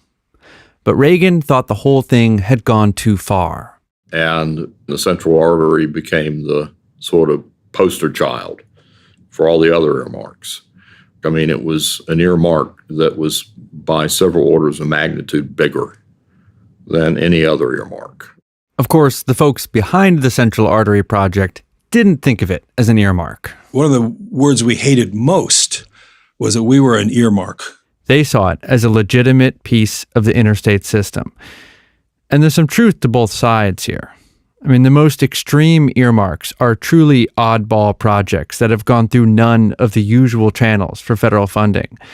The artery had gone through the usual channels, but in the end, it still wound up kind of shoehorned into this bill, the unwilling poster child for all pork barrel spending. They made it that way, yes, because it was the biggest item. And besides the philosophical difference, there was, of course, the personal piece. The Central Artery earmark was viewed as a sort of going-away gift to Speaker O'Neill. The old rivalry, the boogeyman, the foil. So on top of everything else, the 1987 highway bill became a kind of final showdown between Reagan and O'Neill, a test of their philosophies and of their influence. O'Neill was just a shadow at this point. He was out of office. And Reagan, for his part, was having a tough winter. Is he making any effort in that regard as far as you know? I don't know. The 86 midterms had been bruising, and now the Iran-Contra scandal was just starting to blow up in his face. There have been reports that you were told directly or indirectly at least twice that the Contras were benefiting from the Iran arms sale. The highway bill was a chance to prove he still had some fight in him. And Democrats welcomed that fight. In essence, the bill was veto bait. We're not about to fall on the ball and wait for the clock to run out. Instead, we're going to have the greatest fourth quarter in presidential history. All of this was happening on a deadline because the actual construction money that went out to states was once again beginning to run out. Congress had about 2 months to act. It was really important to move it forward. And so I moved very quickly through the committees. That was lightning speed. Mary Jacob was a legislative aide to Senator Ted Kennedy, who will play an important role in the final leg of the race. Because the House was always going to be the easy part.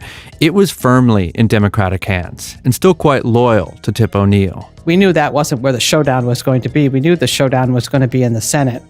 Democrats had just clawed back a majority in the Senate in the 86 midterms. But that majority was thin, certainly not enough to override a presidential veto. H.R. 2, an act to authorize funds for construction of highways for highway safety programs. In March, the highway bill passed both houses of Congress and arrived in the conference committee, where the House version and the Senate version get To reconciled. House Resolution 124, the conference report is considered. There were still important differences between the two bills. The House bill had all the earmarks in it, including authorizing funding for the Central Artery project. But the Senate had their own wish list. Most notably, they wanted to raise the speed limit back to 65 miles per hour after it had been dropped down to 55 during the oil crisis of the 70s. The 55 was not popular in the western states because when you're driving in those open roads, people want to go faster, right? They don't want to get tickets going 55 miles an hour. The man standing in the Senate's way was our friend from New Jersey, Jim Howard. Jim Howard, his biggest thing was the 55 mile an hour speed limit. Gentleman from New Jersey, Mr. Howard. For Howard, it was a matter of safety and not up for debate. Mr. Chairman and members of the committee, the 55 mile per hour national maximum speed limit has been responsible for the saving over the years of tens of thousands of lives. But in March of 1987, when it was finally time for the two chambers to wheel and deal, Howard knew that the speed limit was the most powerful card he held. If he wanted to honor that promise to his friend, he'd have to put it on the table. And he did. And I'll never forget that Mr. Howard starts off the conference committee and says, I want to ask about the Central Artery project. They went around the room, and now, thanks to the speed limit, everyone was finally on board. And it was like, it's here. We made it. Wow. This is in the bill. That was the first time you had House, Senate, Federal Highway all on the same page. All on the same page. Mr. Speaker, pursuant to the rule, I call up the conference report on H.R. 2. On March 18th, Jim Howard proudly announced the results of the conference on the floor of the House. I might say that this 5-year bill will bring to the end a great era in transportation legislation in this country, because with this legislation we will complete the construction of the interstate system in this nation. So we're thinking, this is great. And then the very next day, Reagan writes a letter saying, if these projects are in there, I'm going to veto it. One of the projects is the Central Artery project. Reagan had taken the bait.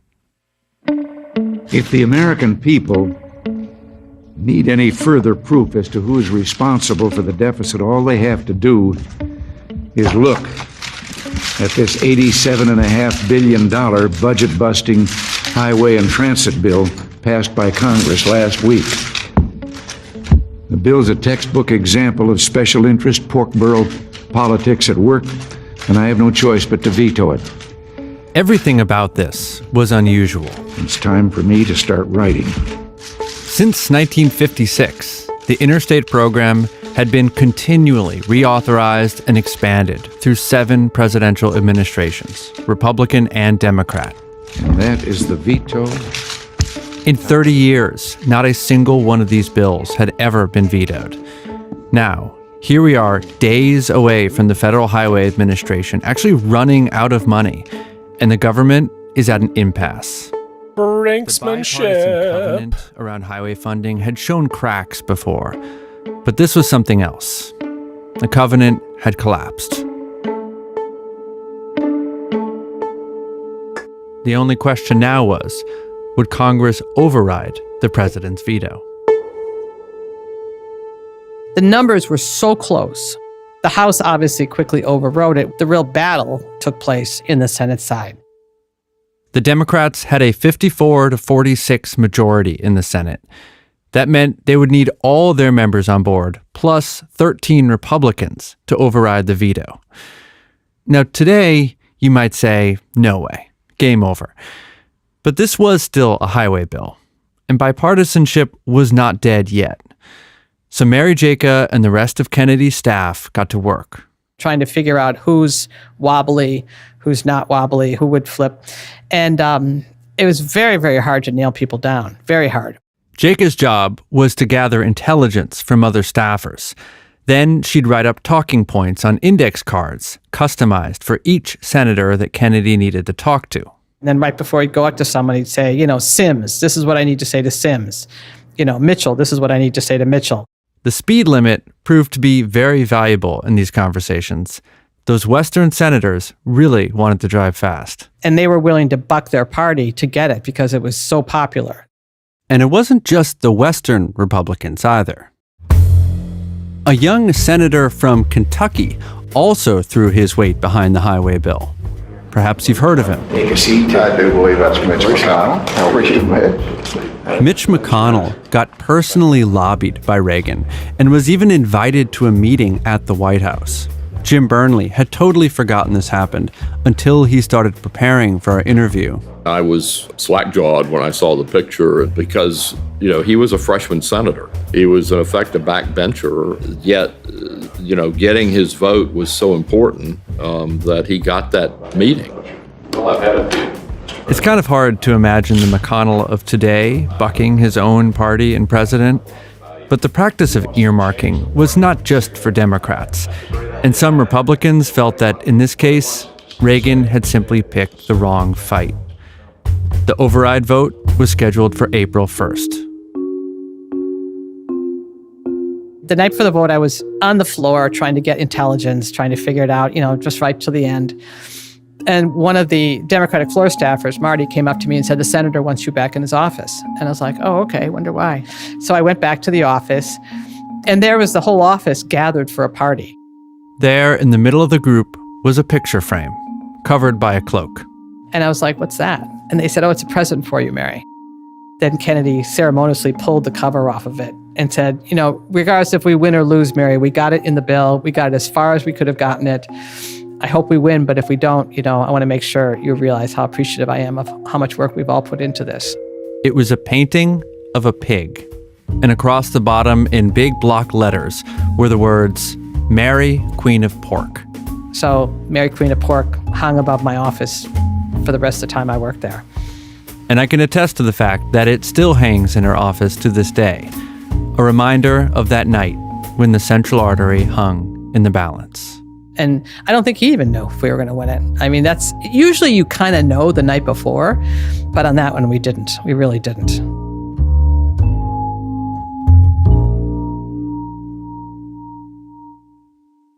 On the day of the vote, many of the Republicans who had originally supported the bill flipped and joined Reagan's side, opposing it. But 13 Republicans, including Mitch McConnell, did in fact defy Reagan and vote to override. That brought the total to 65, one vote shy of the threshold they needed to throw out the veto and pass the bill. The last senator to vote was a Democrat from North Carolina named Terry Sanford. He was a freshman, so just a few months into his very first term, and he stood down on the floor of the chamber, surrounded by that big semicircle of wooden desks. His fellow Democrats huddled around, speaking urgently, while the whole room waited quietly. Finally, Sanford ended the discussion, making a chopping motion with one hand. He then stunned everyone by simply voting. Oh. And I said, what? What does that mean? And then, of course, a lot of senators were asking the same question. Sanford had said previously that he was unhappy with the bill, that he didn't think it did enough for North Carolina. But no one thought he'd be the deciding vote that would sink the whole thing. It seems Sanford was trying to wriggle out of that difficult position by not taking a side at all. And it went to the parliamentarian for a ruling as to whether you could vote present on an override. And we had to wait while the parliamentarian thought about it and then came back and said you can't vote present on it. At that point, Sanford changed his vote to sustain. Reagan's veto held. The bill was dead. And I remember sitting on the floor after the vote, kind of devastated, thinking, oh my goodness, we've lost this. But then, another twist. Bob Byrd, who was the master parliamentarian, this is the longtime Democratic senator from West Virginia, switched his vote to sustain the veto. And at first I was still young. I was like, why? What is he doing that for? And the reason he did that was because you had to be on the winning side if you were going to make a motion to reconsider. A motion to reconsider is exactly what it sounds like. More time to think about a vote. But you can only ask for that time if you're on the side that won. So he switched his vote to be on the prevailing side, despite the fact that that really wasn't his vote. And then he called for a reconsideration, which was brilliant. Now the pressure campaign began in earnest. George Mitchell, Bob Byrd, Kennedy, everybody going up to Terry Sanford saying, you got to switch your vote. Salvucci told me there are a couple theories he's heard about what Ted Kennedy actually said to Sanford in that moment. One is that he made a heartfelt appeal. Saying, look, our families have been friends for decades. We've always been together. This one's really important to me. Basically playing good cop. But there's another version of this conversation Salvucci has heard. Look, every year tobacco subsidies come up and you get all your money and we go along. But if you screw Massachusetts, I'm going to become very interested in the adverse health effects of cigarettes, and you're going to have a lot of trouble next time.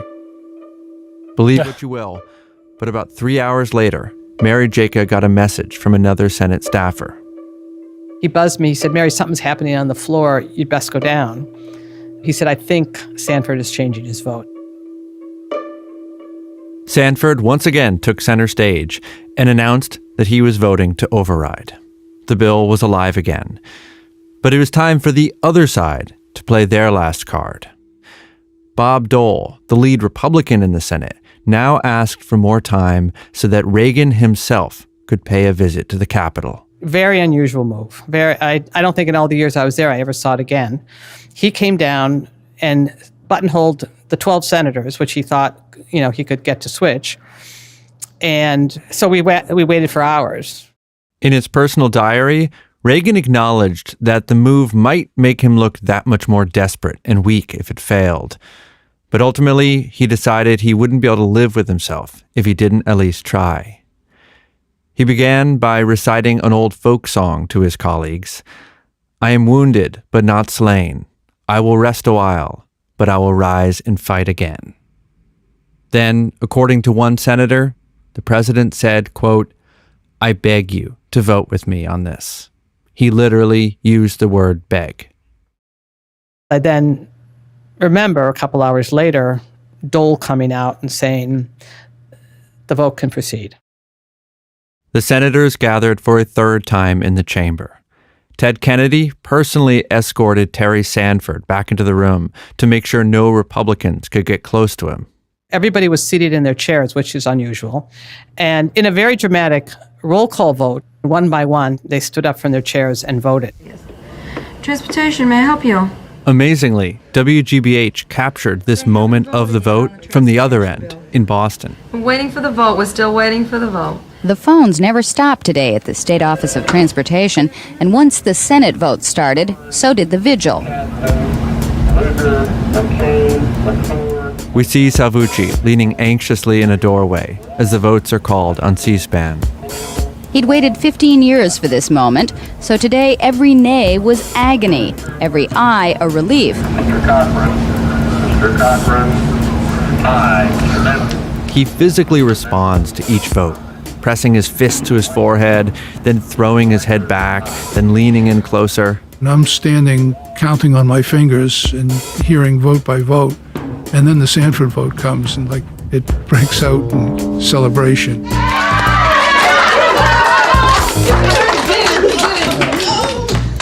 With that, the Big Dig became the last major project funded under the Interstate Program. The end of an era. We won it by one vote. It was that close. In hindsight, the interstate era is remarkable for its political clarity. You had virtual consensus on what was being built, interstate highways, and where the money was coming from, the gas tax. You had a map, you had rules, you had a system, and most importantly, you had buy-in from the whole country. It was a national project. And politically, at least, it worked incredibly well. But once the interstate was done, everything about that consensus was falling apart. States wanted money for rapid transit, for airport projects, things the federal government had not historically funded to the same degree. The highway projects that did remain were like the Big Dig, small, expensive, mostly in cities, and just harder to build support around. At the same time, you had fiscal conservatives like Reagan, later George Bush, pushing to limit the role of federal government, to cut taxes and cut spending. And that combination basically gives us the infrastructure politics we live with today, where there is nothing close to consensus about what should be built and how we should pay for it. That unified vision of the interstate era has never been replicated again. Tip O'Neill did not live to see the tunnel that bears his name. He died in 1994, the same year Ronald Reagan announced to the world that he was suffering from Alzheimer's and retreated from public life. But O'Neill did get the satisfaction of his going away present, of seeing that highway bill pass and seeing his old sparring partner forced into retreat. Reagan wrote in his diary that night, "I knew when I left, I'd failed." And not that he needed it, but that day Tip got one more reminder that even on the biggest political stage in the country, when the stakes are highest, all politics truly is local. And it didn't take long for the party to start. You didn't drink when this started. Back in Boston, Salvucci popped the champagne cork himself and raised a foam cup in a toast to his team. You've all been great. I really appreciate it. Salud. I want to make it to Fred Salvucci. Then he passed around the shovels and hard hats for a photo op, as well-wishers flooded into the transportation building. In Washington, they're calling this a big defeat for Ronald Reagan. But at this party, they're saying the lesson is even presidents have to learn. You don't fool with Fred. But those shovels and hard hats and the celebration were really premature, because Fred Salvucci still had to face one final test. All along, there had been battles Salvucci knew he would have to fight for this project. He knew that the Ed Kings and Ray Barnharts of the world would try and stop it, that he would have to outmaneuver them or wait them out. But what he faced next was not a fight anyone would have expected. It would pit Salvucci against environmentalists, local residents, anti-highway activists, and members of his own staff. In fact, this fight would look a lot like the anti-highway battles of the 1960s. In some ways, it's like the biblical David battling the mighty Goliath. Except that this time, Salvucci is the Goliath.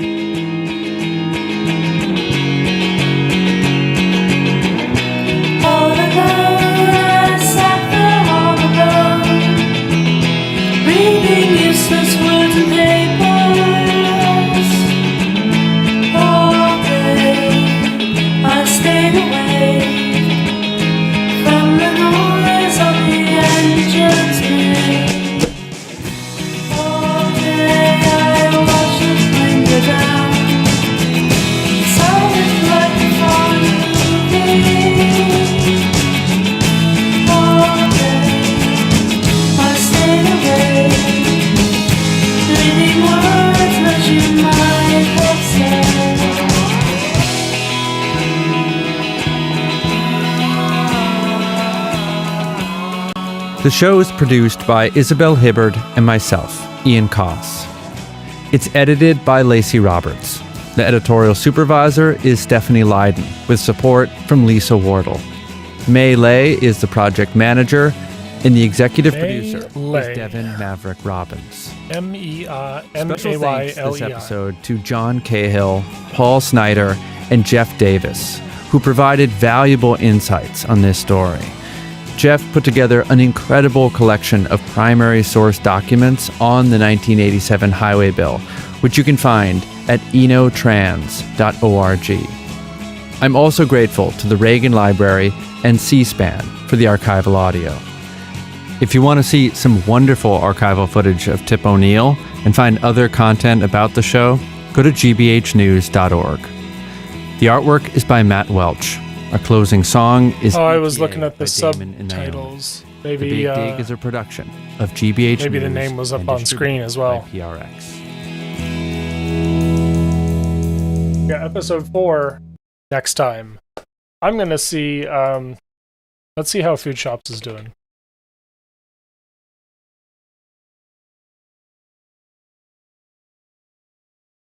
All right, Food Shops is talking to Wick, so I'm gonna send you to I'm gonna suggest. Actually, let's just raid into Wick. Yeah, we'll both go into WIC. Oof. Heavy debate. Oh well.